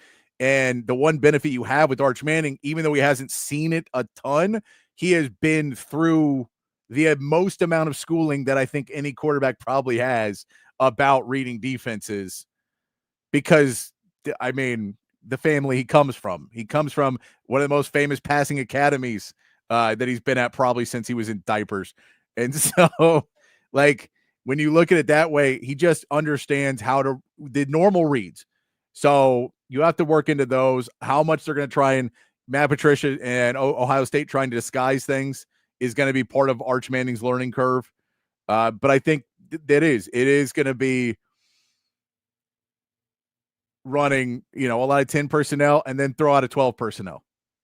Just keep changing it up. You have the personnel, keep that defense guessing. First game of the season, new defensive play caller. How many things can you change? How many things can you show with a young quarterback, but one that's been in the system for 3 years? One that you feel very confident to know the playbook. One that you feel very confident to know where everything is, who's been preparing as a starter. I think you can run a few more exotic looks at least, and then give, standard plays. You're just changing the personnel. Yeah, and I think there's, as has the case been since Sark got here, there's going to be a lot of pre-snap window dressing, guys going in motion to not necessarily to put them in a better matchup. Sometimes that's going to be the case, but also just to kind of see what the defense is doing. And if guys moving, are they in man coverage? Are they in cover 2? Are they in cover 3? Whatever the case may be. So you're going to see a lot of that. And I think that, one of the things that Sark likes to do as well that you're going to see early on in this football game is he is going to run things to set stuff up for later. Oh, 100%. Because he runs a lot of plays, a lot of different plays out of the same sets and the same, the same personnel groupings and the same sort of structure. Whereas he's going to be setting this up, setting this defense up to take shots later and to try and get big plays later, and find out where he's got those matchups downfield. Where in the first half, it may be a 4-yard gain or a 5-yard gain here or a 3-yard gain there, but then in the second half, he knows, okay, if we put the same look out there, they're going to leave us open back here, so we can hit our shot there. And that's something that he's better at than anybody else in college football in terms of calling plays. No, I agree with that. And to have a quarterback, this is the biggest piece. As much as Arch doesn't have game reps, he does have 3 years in the system, or 2 years in the system already. It's his third year in there. And so Julian Sayin is coming to a new system this year. There is a new offensive coordinator for Ohio State as well. So they're both trying to figure things out as they get together. You're looking at minute details that can give you an advantage in these games. So all this stuff being said, you look at it and say, Sark has his work cut out for him. Arch has his work cut out for him. But more than anything, this offensive line needs to make a statement week 1. And being able to go up against a defensive line, stick to the script. And I kept seeing this last year, and it was especially prevalent in NFL games, and it was frustrating. But you kept seeing the guys be like, I had to write on my clipboard, don't forget to run the ball, because I would get away from it. You're like, You should just remember that. You should just remember it's an important part of the game. You still have to run the ball sometimes. I think Sark has to remember that and continue to push on that defensive line. Let your offensive linemen not be in pass pro all game and trying to drop back and move their feet around. Let them try and get violent in where DJ Campbell and NATO want to be more violent, pushing the ball forward. Let them be those guys against some really good but less experienced defensive linemen, and make them push and push, and then hope that down the line, that fourth quarter, it sets you up for victory. Patrick, I think that if you asked any offensive lineman what they like to do the most, it is run block. Of course. And it is be violent and get out there and get a push. And they don't want to pass block. I mean, they'll do it. That's part of their job. But if they had a choice, every offensive lineman in football would be like, run the football every play. Let us get our push and let us be physical and violent. And I think that's kind of the mentality that Texas is trying to instill this season along the offensive line, is being physical and violent. So you might as well let him go out there and try and do it early and establish it. Exactly. And I think that's also very much a guard thing too. Because tackles like to push the ball and do that, but guards tend to be nasty dudes. They get to be really, really nasty. And so I think that is the interior of your defensive line. You want to be able to, as a tackle, lead your guy the way you want to lead him, get him out of the picture, and then open it up. And then it comes into, again, why I bring up the 10 personnel for when you run the football. Sark talks about his wide receivers blocking. And at this point, you have some wide receivers who can block. They're bigger bodies. So those guys are going to help you downfield. And you can run 10 personnel and realize I have 4 blockers going downfield now, or running across the middle. And I got Demo set up to slant across. Here comes CJ Baxter out of the backfield, and Demo is basically coming straight across to block the linebacker. And so now we're going to try and spring a run that way, where he's going to try and get off and make CJ Baxter beat a DB, which is a lot easier to do. It's all like, there's so many run schemes that are set up to basically put a running back in a matchup with a DB. You don't want to fight linebackers. You don't want to fight linemen, but you're bigger than those DBs. And so you want to push through them. That's why we talk about on the other side, Jelani McDonald. Jelani McDonald can go up there against tight ends. He can go put his body up there. I don't know if Grayson Littleton can do that as much as a true freshman. It's really hard as a true freshman to be big enough and strong enough to go up against a lot of guys, because you just haven't had the, almost pro or better than pro in some teams, locker room and strength and conditioning and all of that stuff to help you get out of it. But I think at the end of the day, look for this Texas team to run early and often, and then use different personnel groups to try and figure out ways to get this Ohio State team off their heels and get in, again, 8 new starters on the defense. We talk about it with Texas over and over and over and over and over. Everyone says that's why Texas is going to lose, is all the new starters. 8 new starters on the defense for Ohio State. How are they going to be able to get in there? They're going to be really good players. The coaches have shown a track record of getting everybody ready. But again, the same reason we're criticizing Texas, that same problem is going to go on the other side. Patrick, one play that I think that you're going to see early in this football game. Yes. That was one of my favorite plays that Sark ran all season last year. It was an RPO with DeAndre Moore in the slot, and he comes up like he's going to block the nickel corner or the linebacker or whatever. And then at the last second, he breaks off and runs a slant, and he's wide open down the sideline and goes all the way in for a touchdown against Georgia. I think that you're going to see them try and get that play early. That's my prediction. I think you see that play in the first series.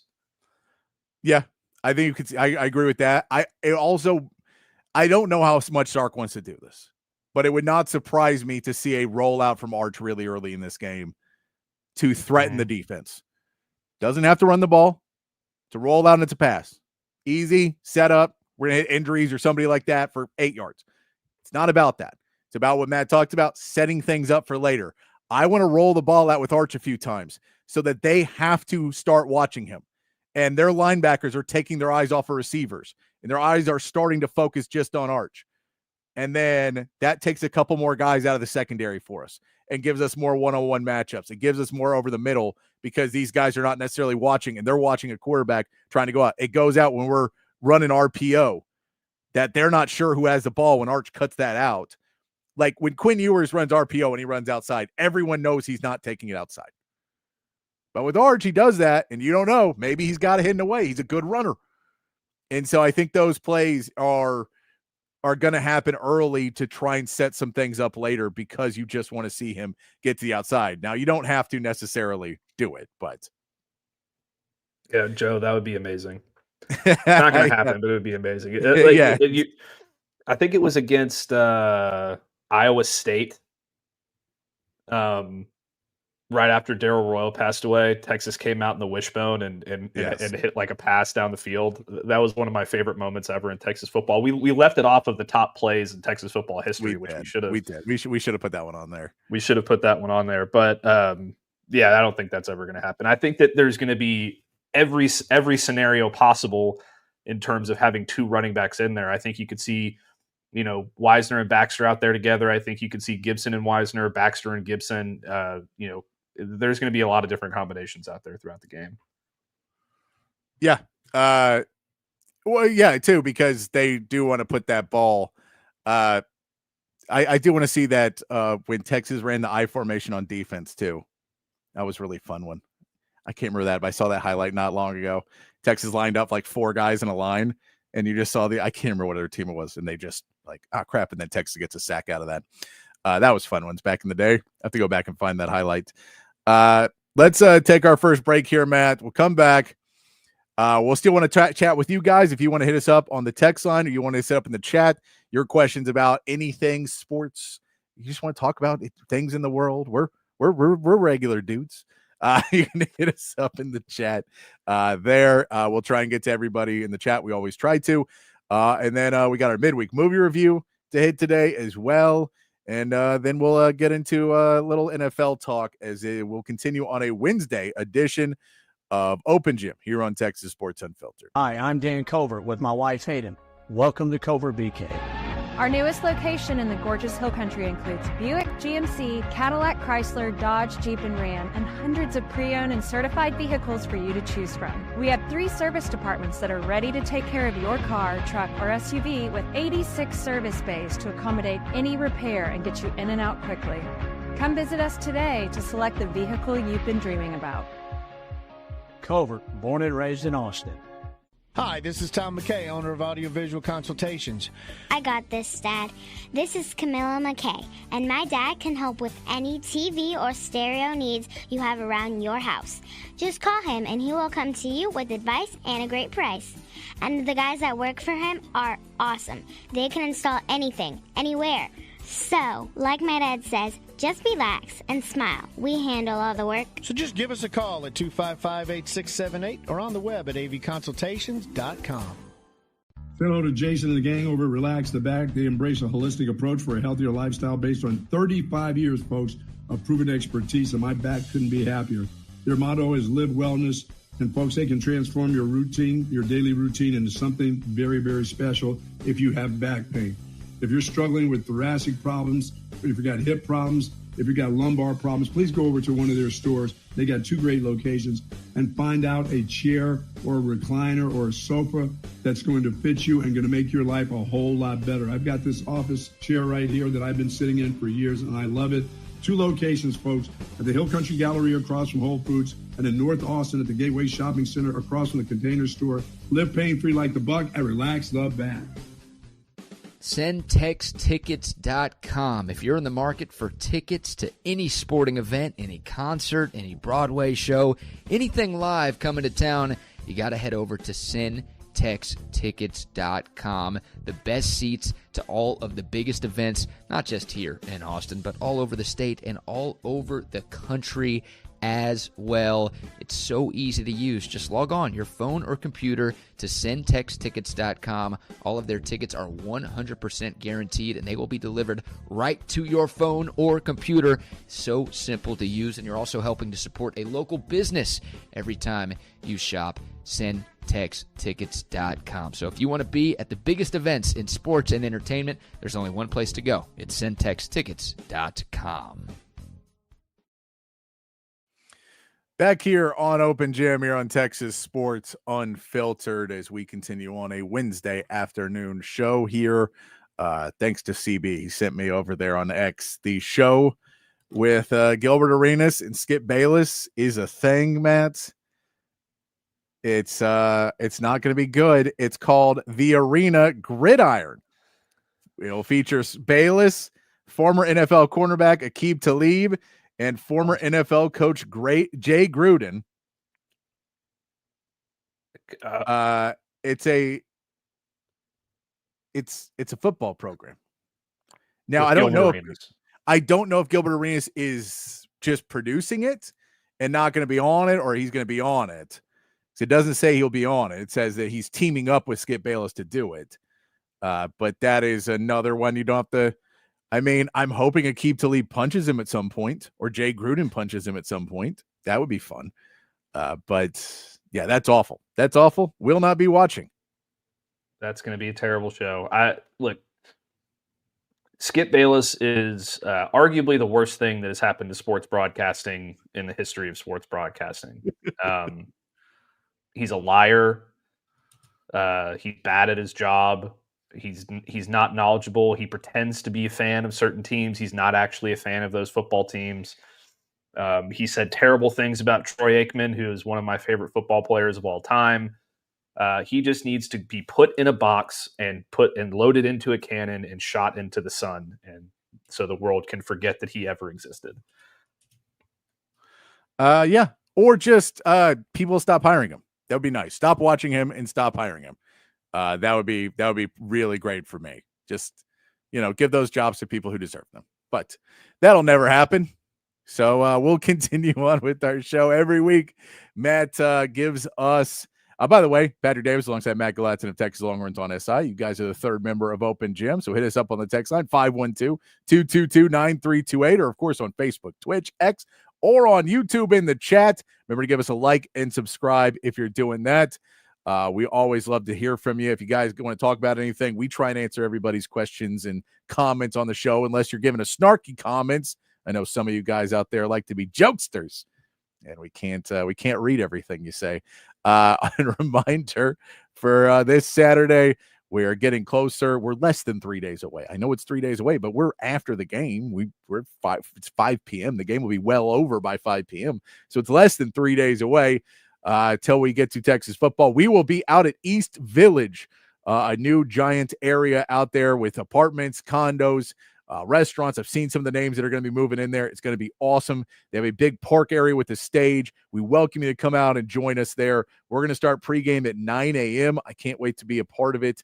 I know some of the other Texas Sports Unfiltered crew is looking forward to it too and being out there. So it's going to be a lot of fun. They're bringing out the big screen. I know feet are involved on how big the big screen is, so it should be fun. We had a meeting with them, and they were unaware that projectors don't work during the day, so don't worry. We're going to be able to watch the game. You remember also that you need to have you can bring your own beer. You can bring your own drinks or waters. You can bring the family on out. It's going to be a lot of fun. They're going to have games out there. They're going to have a food truck out there, so it's going to be a lot of fun. We hope you join us out there. If you want to hang out post-game with the Texas Sports Unfiltered crew, then you can join us right back here, however you're watching the show now or listening to the show now. Zay and Rodney going to be taking you home, answering all your questions, getting your reactions, letting you vent out after a Texas-Ohio State game. So please make sure to check that out. Set up your alert there in YouTube or wherever else you're listening so you can join us post-game as well. That all being said, let's get into what we do here every Wednesday. And we'll see if we're going to keep doing it during football season. Once we get to the NFL, there's going to be too much to talk about. We may not have time to do this every week, but we may still do it. Yeah. Where we get into where Matt tries to give me a little bit of class and culture by showing me movies. I don't watch movies. I don't watch TV. I don't really watch anything but sports. It's pathetic. But Matt tries to class me up a little bit, showing me different things. And then I show him dumb movies as well. But why don't we get into this week's movie? It was Friday Night's Varsity Blues. I always get those mixed up. It was Varsity Blues. A movie came out in 1999 starring James Van Der Beek and John Voight as two of your top names in that one. Budget was $16 million. Box office $54.3 million at the box office. Matt, what do you think about Varsity Blues? Well, first of all, before we get into that, I think that we should probably switch our midweek movie review to our picks of the weekend segment, because there's no way that I'm going to be able to watch a movie every week during football season. I just don't think that happens. So this may be the swan song of the midweek movie review. We will have to see. And, Patrick, I honestly wish I would have picked something different for the swan song, because you feel every bit of that $16.4 million budget in this movie. It did not hold up the way that I remember it. I hadn't seen it in years. It's a ridiculous movie. It's a stupid movie. There's some fun parts to it. There's some parts of it where I'm like, yeah, this really is Texas high school football, because of just like the intensity that everybody feels in the town about the game, and the coach being such an asshole and all this stuff. I thought there's some good parts of it though. Like I like Jonathan Moxon, the quarterback by James Van Der Beek, who was just the biggest star of the 90s for teenage people. I thought he did a pretty good job of playing his character. It wasn't my favorite character, but he did a pretty good job of playing it. Ron Lester was probably my favorite character in the movie. Billy Bob, the super overweight offensive lineman. Yes.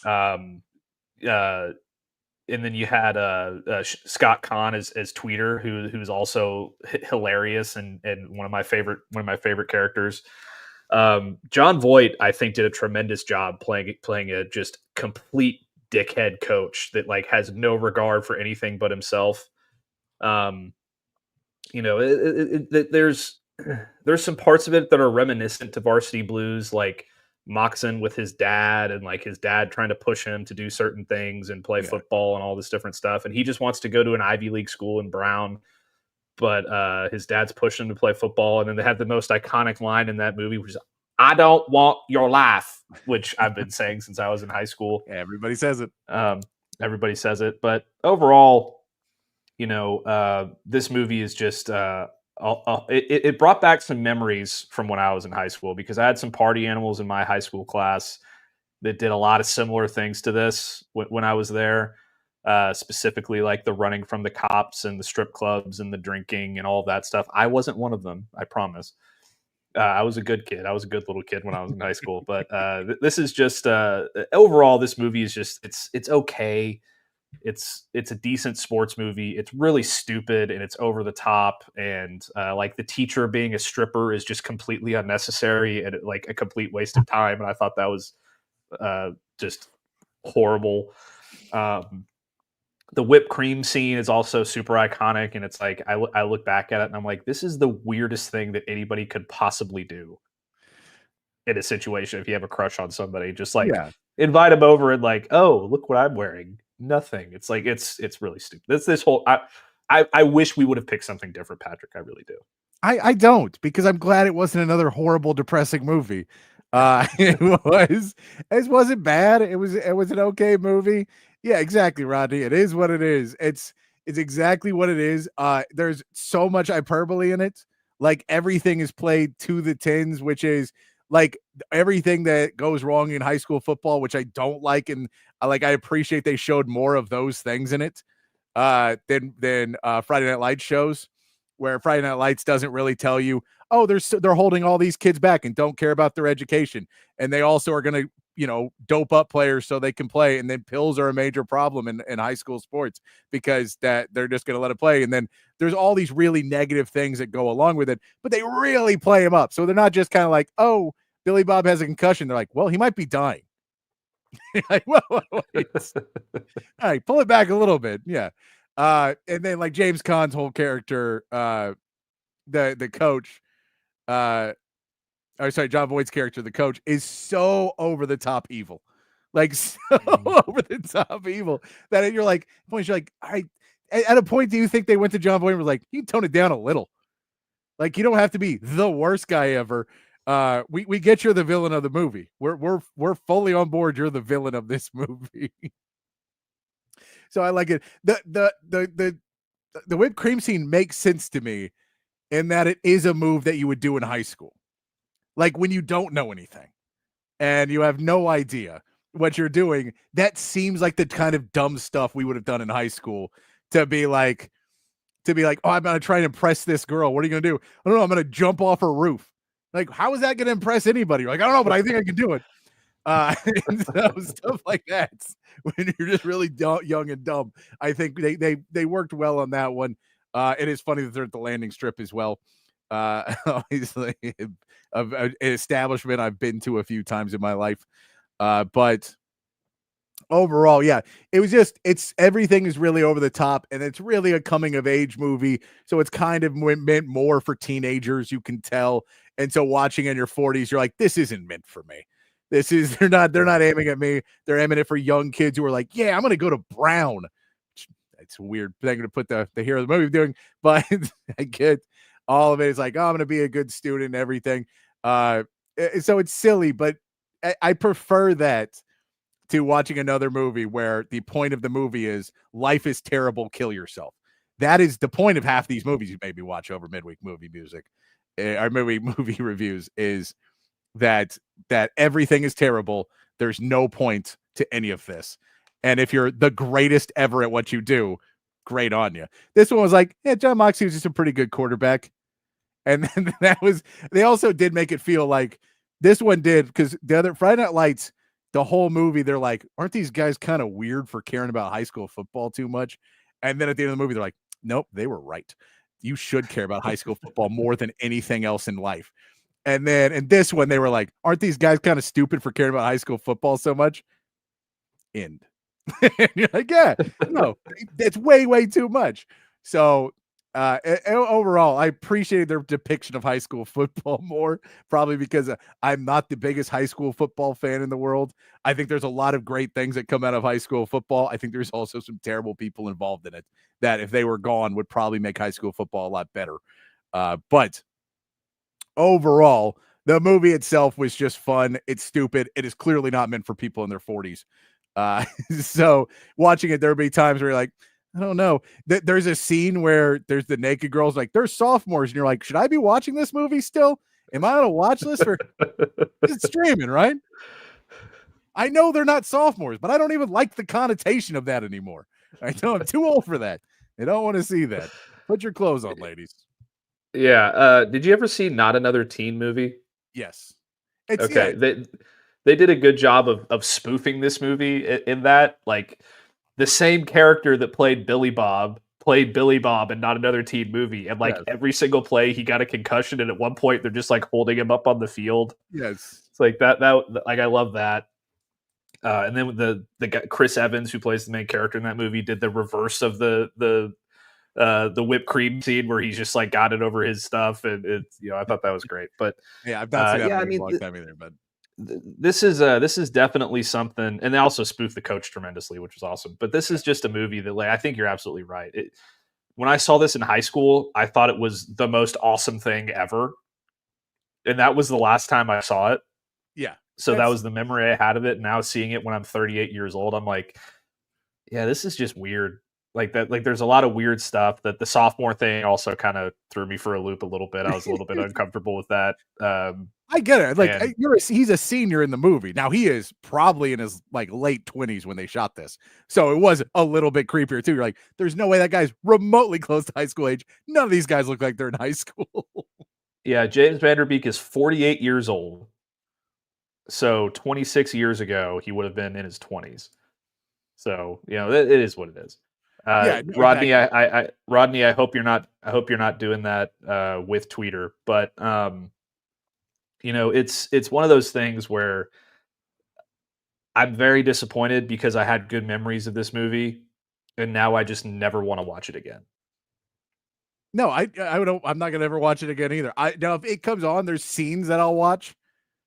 Like there are scenes where if you're just like, it comes on regular TV. And that's the thing, is I think I've seen more scenes and there was a lot more nudity in this movie than I remember. And I'm like, yeah, there is more in that. I did not remember that. And I've probably seen it on TV and I wasn't as used to seeing that in it. But yeah, there's the most unrealistic scene in the movie. He goes to the gas station to buy a Coke, which first of all, he's in Texas. He'd be buying a Dr. Pepper. Let's just be clear about that. And then he was going up, and the guy just goes, nah, and he puts a 6-pack of beer on the counter, right? He's like, your money's no good here. But the problem is that beer's behind the counter. So that's at best used to be cold beer. He then walks outside and just starts drinking the beer. No ice involved there. I'm like, that is warm beer you are drinking. There's no one who enjoys just sitting drinking a really warm Budweiser on the curb in Texas heat. There's nobody who would enjoy that. That's the most unrealistic scene in that entire movie. Took me out of it completely. Drinking warm beer like it's cold beer. I'm like, someone put some ice in this. Just put some ice in the bag too. And then I'll be like, okay, makes sense. But as someone who's been a degenerate walking around with beer plenty of times and grabbing beer late at night and doing all these things for most of my adult life and some of my youth, warm beer has always been not good. And even when I was underage, I was like, yeah, I'll drink warm liquor. You can drink warm liquor and be okay with it. I'll mix it with a cold drink and then we'll be good. But I'm not drinking warm beer, especially not warm Budweiser. It's not doing it. But overall, I like Longhorn Loving says Varsity Blues is juvenile, and so am I. It sums it up. If you want to go watch a dumb movie, I think if I was drunk, I would have enjoyed this movie a lot more. Probably. That's it's funny. And you kind of zone out for a little bit. And you see John Voight and you're like, I'll go get another beer. I don't want to watch this evil man now. Also, one more shout out in this movie, the late, great Paul Walker does a tremendous job of playing the pretty boy, 5-star quarterback. And he's like kind of the coach at the end. Love Paul Walker. Loved him in this movie. So that was another positive for it that I'll give it. There you go. All right. That's our review of Varsity. Wait, go ahead. I just want to say one other thing about Paul Walker real quick that just popped into my mind. He has quite possibly the most iconically bad line in the history of movies.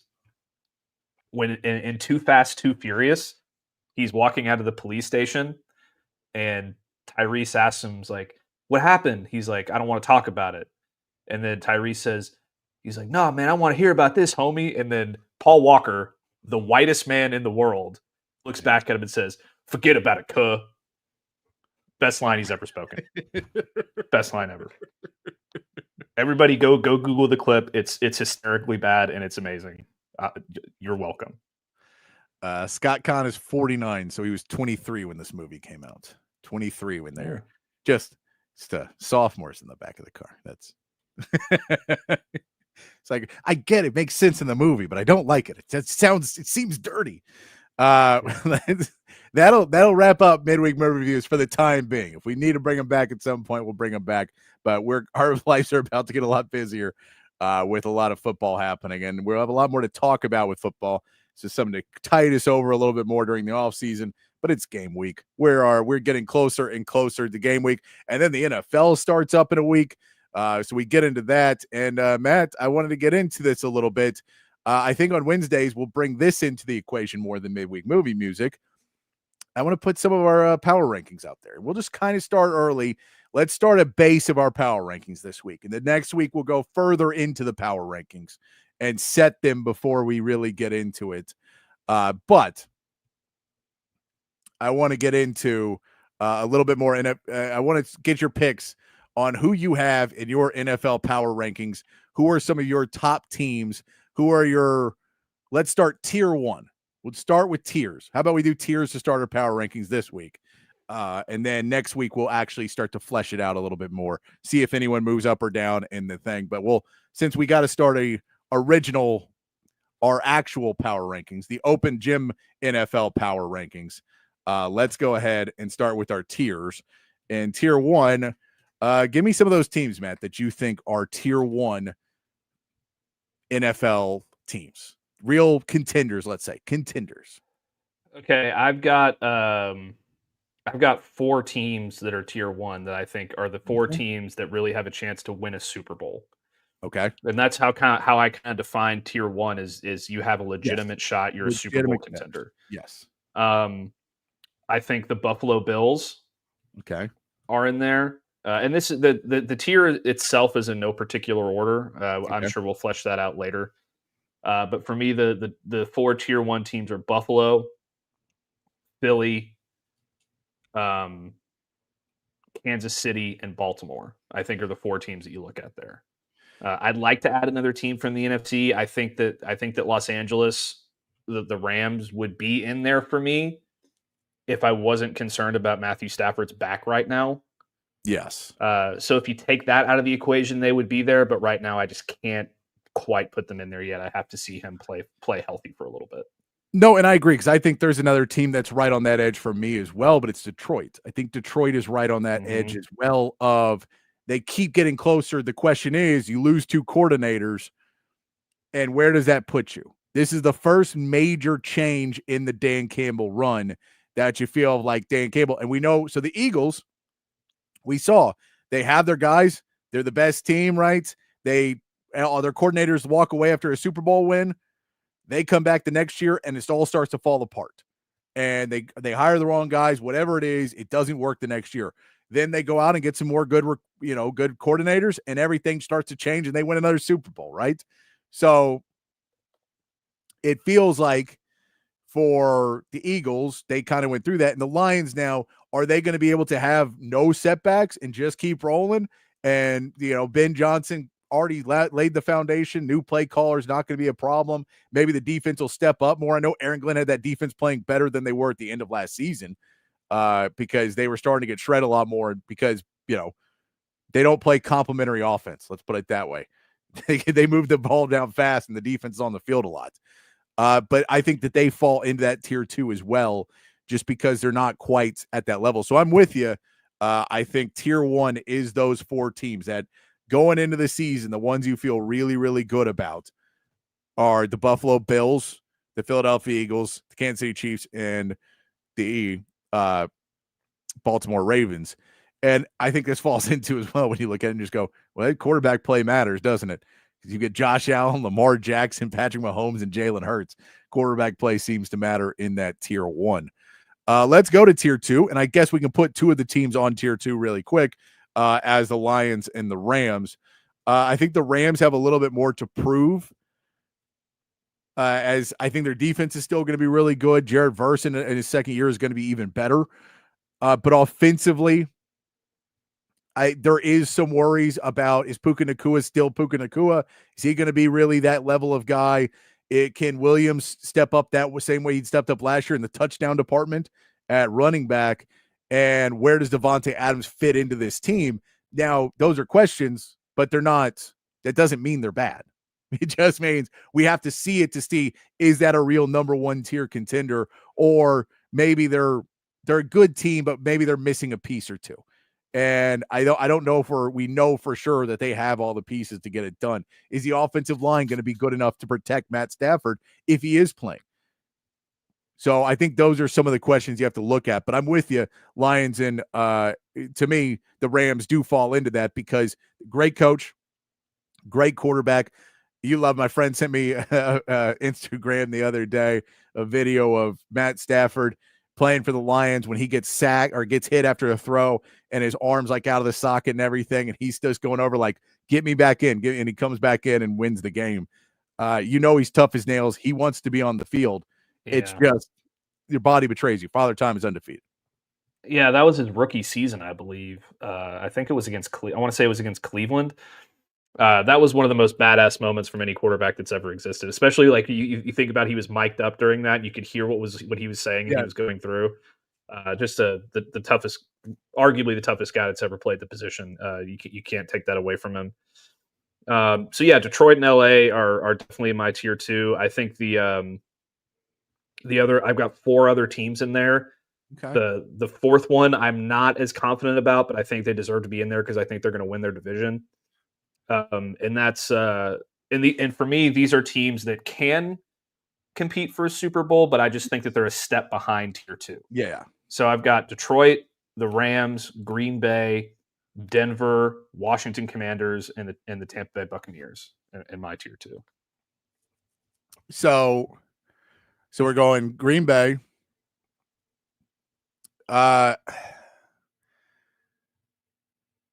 So to me, I think the Commanders are the only other team, and I don't even want to say that they're in it. I think we may have to go to a tier 3. I think that tier 2 may be 2 teams because I just don't put those others on that level. And I think they're there, but we know there's pieces missing. So they're going to have exceptional play from somebody, right? Like I'm just not completely sold on all of those teams because I like, and Tampa Bay falls into that perfect example. But Green Bay, you're like, is there a pass rush in Green Bay this year? Have they figured out, is Matthew Golden the guy? And now the offense is going to flow a lot better than it did last year. They've also got Josh Jacobs, who was really good last year, but we know he hasn't put together back-to-back seasons before. If we look at the Commanders, I think the Commanders probably are the best chance to be in that next group, but that's on 1 year of success. Can they replicate that 1 year of success? They do bring back Scary Terry now, so you feel a little bit better about that one. What was the other team you had in there? So I've got Detroit, Rams, Green Bay, Denver, Washington, and Tampa Bay. Yeah, and so Denver's the other one, and I like Denver a lot too, but Denver kind of falls into that Washington one as well. Like, how much of that was a 1 year? Are you really ready in year 2 to be in that contender? And I just think the Rams and the Lions are so much more built, and like they've been there, they've done this, they feel like they've been knocking on the door, and those teams haven't knocked on the door yet. They're like just coming up to the door. So I think that I'm not disagreeing with that list either. I'm saying I think that's tier 3 for me, though. I'm going to separate them into a tier 3 because I'm just saying they're still young in there. But I like the list of 4 teams. I just don't put them up there with the Rams and the Lions. Yeah, I mean the only team that I would make an argument for that do deserve to be up there with the Rams and the Lions is Denver, simply for the fact that I think they have the best defense in the NFL. I think that's going to get them very far in the playoffs. I do. I think there's a ton of optimism right now about Denver's offense. A ton. And I'm not fully sold on it. Now, I think they can jump in to tier. Like, I think they're a team that they're the top of tier 3 for me, and they can jump up and they could pass the Rams. They could pass the Lions if all that works out for me. But that offense is RJ Harvey going to be your starter, and he is your rookie running back going to be able to figure it out and go that early. Cortland Sutton's your wide receiver 1. I've drafted in fantasy leagues. I like Cortland Sutton, but is he a real wide receiver 1? Is Bo Nix, is there a sophomore slump for Bo Nix? Is he going to have some issues going forward? I think there's a ton of questions on that offense that I'm not sure I put them up as, I trust this offense to go score a lot of points. And in today's NFL, even if your defense is good, your offense still needs to be pretty good to be in that top level. Like we saw Kansas City's defense was carrying that team. They still have Patrick Mahomes on the offense. They're still moving the football. So I like it. I think the Broncos are right close to there, but I just put them a tier below. And Tampa Bay, they're just such a weird team because they're in such a bad division that you're like, they're there and Baker's been playing great. If Bucky Irving continues to get better at that, as a running back, they also have the issue. They've lost their offensive coordinator now 2 years in a row. So they're going to have to figure out if they strike gold for a third time in that lineup, because your last two offensive coordinators got head coaching jobs, because the rule is Baker Mayfield is not allowed to have the same coordinator 2 years in a row. It's a rule. I didn't make it. But if you just look at his track record, like from college to the NFL, I think he's like twice had 2 years in a row of the same play caller. It is absurd how many changes there have been in there. But I like that. I like that list as we continue on. I don't have the 4 teams. We had Packers, Commanders, Broncos, and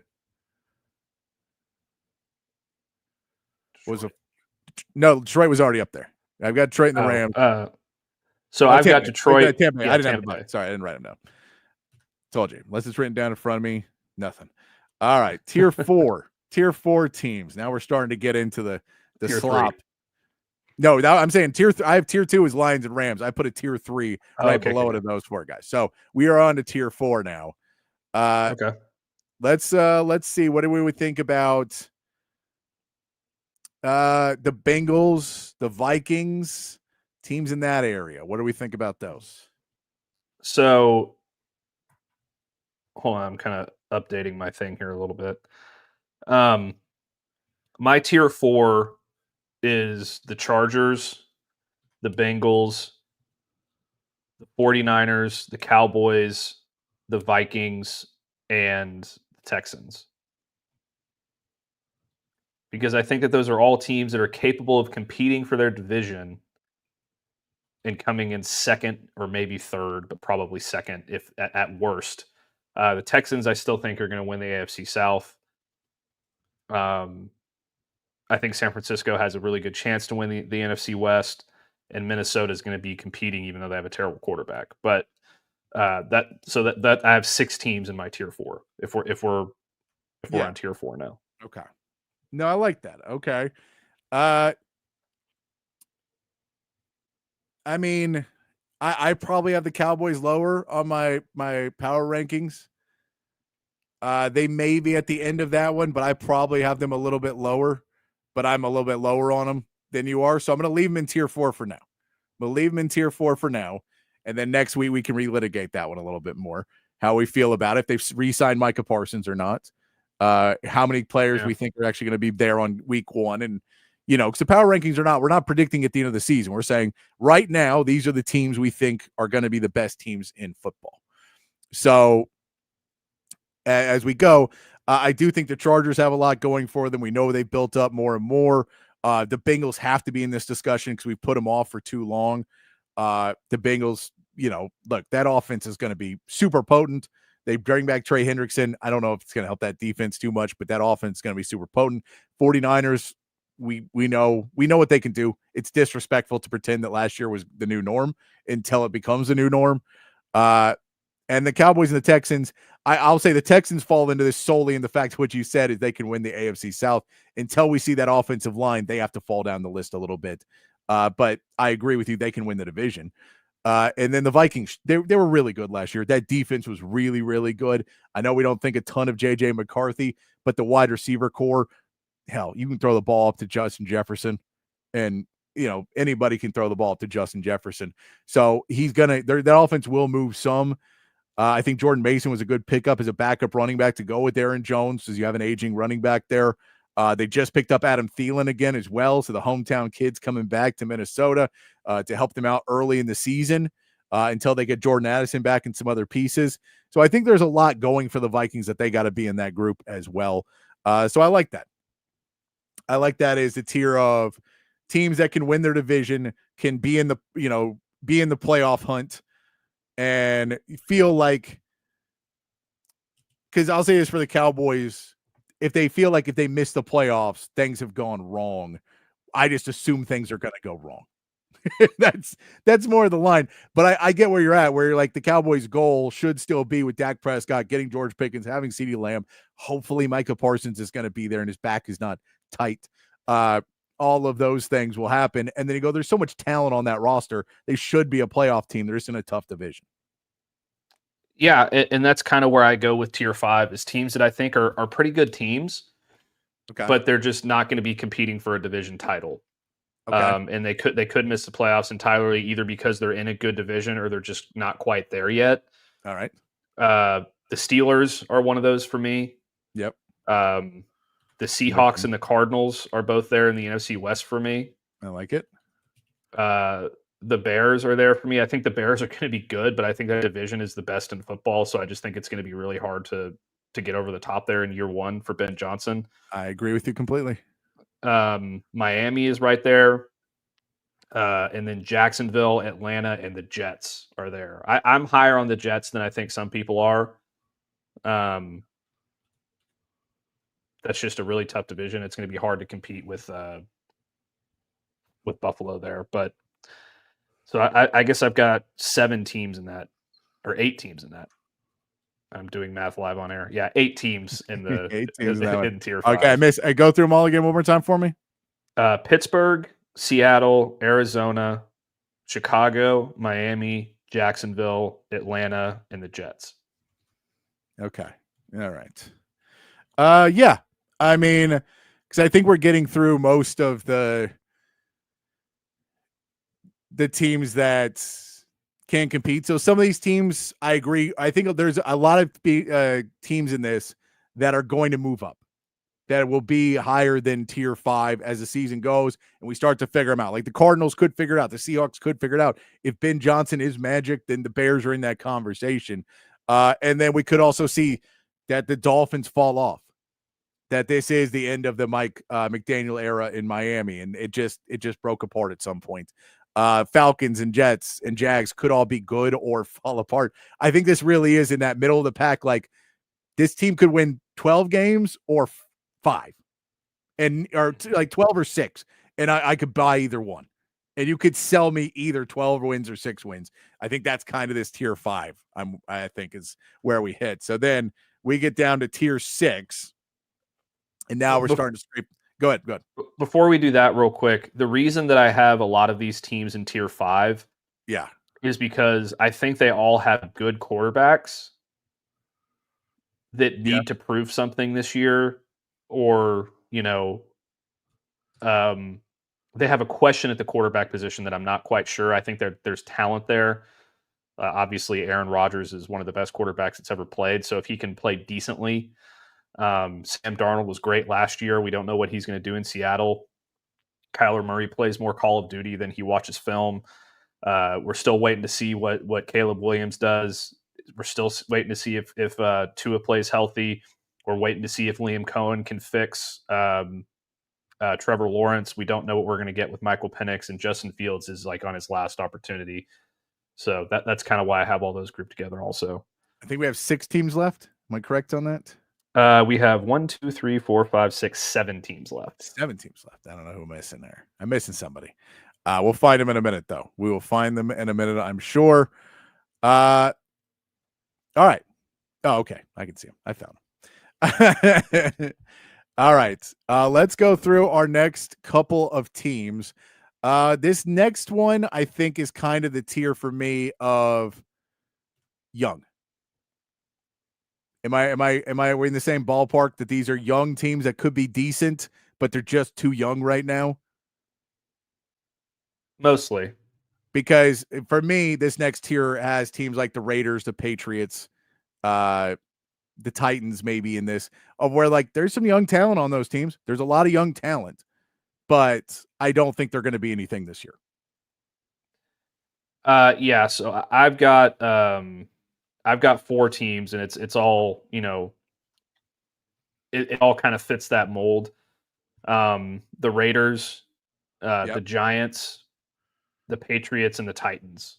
I think the Giants are not in the worst tier yet, because I have one more tier after this. I don't think that they're quite that bad, because I think you have Jackson Dart, and I think you have Malik Neighbors, and the 2 young edge rushers, and Cam Scattaboo, and like you've got a lot of young talent on that team, which is why I put them in this group with these other 3 teams. Where on any given week they could beat somebody, but they're not going to make the playoffs. So here's my thing, and I'm with you. We'll put them in there for now.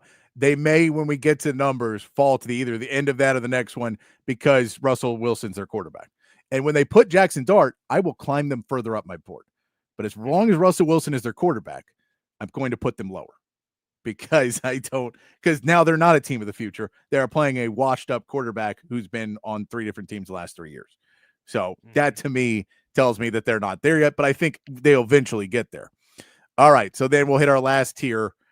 These are the teams that do not seem to be competing, don't seem to have quarterbacks, don't seem to really have much going for them. I mean, the Panthers maybe are in their own tier because they do have a quarterback at least, but that defense is awful. Have we not said the Panthers yet? No, they're in my tier 6. I meant to put them in there. Let's they're put in the my Panthers, tier 6. Okay, let's put the Panthers there. Give them a little bit more respect. And then get into the no QB tier. This feels like the no QB tier. This is what I like to call the garbage tier. Yes. And this is the Browns, the Colts, and the Saints. Like they're gonna be the number 1, number 2, and number 3 pick next year. Yeah, and I mean this is Joe Flacco, Daniel Jones, and Tyler Shuck. Or sorry, Spencer Rattler. Spencer Rattler. Yeah. Sorry, don't want to disparage the name of Spencer Rattler. There's got to be somebody that didn't make a 53-man roster that's better than those quarterbacks, right? I would assume so. Yeah. I mean, again, we know Sam Ehlinger is better, but he's decided to stay with the Broncos. You know, all three of these teams had an opportunity to pick quarterbacks last year. The Browns did it, and the Saints did it. But feels like Quinn Ewers would have been a better choice. It is. The new prevailing theory after cuts, though, are day 2 quarterbacks are trash. That is the new prevailing theory. Day 2 quarterbacks are a complete waste. They're not gonna be on your roster long term. You're gonna end up cutting them. So either go late and try and find a gym, or go early. And I think you'll continue to see that. So if Quinn can go, then he'll be ready to go. I think it's still better for Quinn to be in a system where he doesn't have to play right away. That's probably better for him than getting stuck out there, because I mean, that's why they're not playing Tyler Shuck, because they're like, well, if we stick him out there, he's not good enough. And like, we're destroying Tyler Shuck's career year 1. Now, granted, he is older than us, so he should be playing already, but he was in college for 59 years. But I like that. So we have our tiers that we've ranked up this time. Next Wednesday, we'll come back to this and actually get a ranking. So we'll have the open gym power, the actual power rankings as of next week. But right now, you get tier 1, which is your Super Bowl contenders, serious contenders: Bills, Eagles, Chiefs, and Ravens. We go to tier 2, which is right knocking on the door in tier 2. That's the Lions and the Rams. Tier 3 is looks for an upset, looks to get in. They're right outside. They're outside the front door: Packers, Commanders, Broncos, and Bucks. Then we get into tier 4. These are the teams that have a chance to win their division. They should be playoff teams. If they're not in the playoffs, something went wrong. So Chargers, Bengals, 49ers, Cowboys, Texans, and Vikings. Tier 5 is your teams that could go 12-6, could go 6-12. Or could go 12 wins, could go 6 wins. Those numbers don't add up. Don't do math live on air. Could go 12-5, could go 6 and whatever. But those teams are the Steelers, the Seahawks, the Cardinals, Bears, Dolphins, Jets, Jags, and Falcons. Tier 6 is young but not quite ready: Raiders, Titans, Patriots, Giants, and Panthers. And your tier 7 is, look at that. Start looking at mock drafts. Browns, Colts, and Saints is where we get there. We missed our break. We'll miss it. We'll get it back tomorrow. Let's hit a meathead of the day. I don't have much for you, but I got one little funny one that we can throw out there from the Little League World Series. Maybe the worst career goal at the Little League World Series. Maybe the most realistic, but here we go. Okay, let's talk about the dream job. An actuary. Fred, did you ever have that thought? Of what? Being an actuary? No, I have not. Well, Jess? No. Ryan Palazzolo. I think that's a first in about 20 years. Have you ever seen someone say their dream job while they're playing in the Little League World Series is actuary? I'm going to be real honest, and I'm 38 years old. I should probably know this, but I don't know what an actuary does. It's kind of like risk management. So they do a lot of math and statistics and all of that stuff to tell you, is this a good thing to do or a bad thing?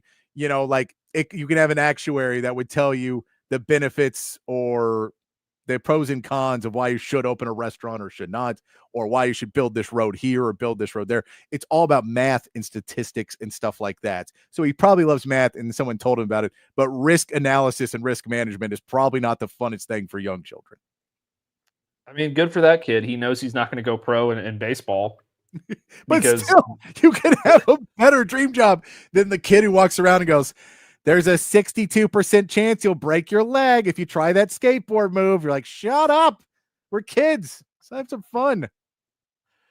I mean, it is an alarming statistic that the Little League World Series never produces MLB players. So, I mean, at least he's realistic about it. That's a good thing. Have a realistic dream when you're a kid, or don't. Try to be in the NFL when you're 5'1" and weigh 165 pounds when you're a senior in high school. Well, I mean, the kids that are going to the Little League World Series is always the kids that you're like, is that kid 16? And then 5 years later, like, yeah, he was 16. He was totally 16 when he was pitching. 100% he was oldest. And Chan, yeah, no faith with Jerry Jones. Come on, man. You know better. I got no faith in that man. We got to get out of here. We'll be back tomorrow. Going to talk a lot more Ohio State. We've got a guest tomorrow, right, Matt? Yes, my boy from Ohio State. He's on the On SI Network. He covers Ohio State. He's a publisher of that site. He's a great dude, and he knows Ohio State football better than anybody. So it'll be a good guest. So we will get him on and break it down and get you more insight into Ohio State and what they think they're going to do to Texas. We'll ask all those questions tomorrow. But until then, be kind, be safe, keep your underwear clean, and we'll see you right back here tomorrow for more from Open Gym.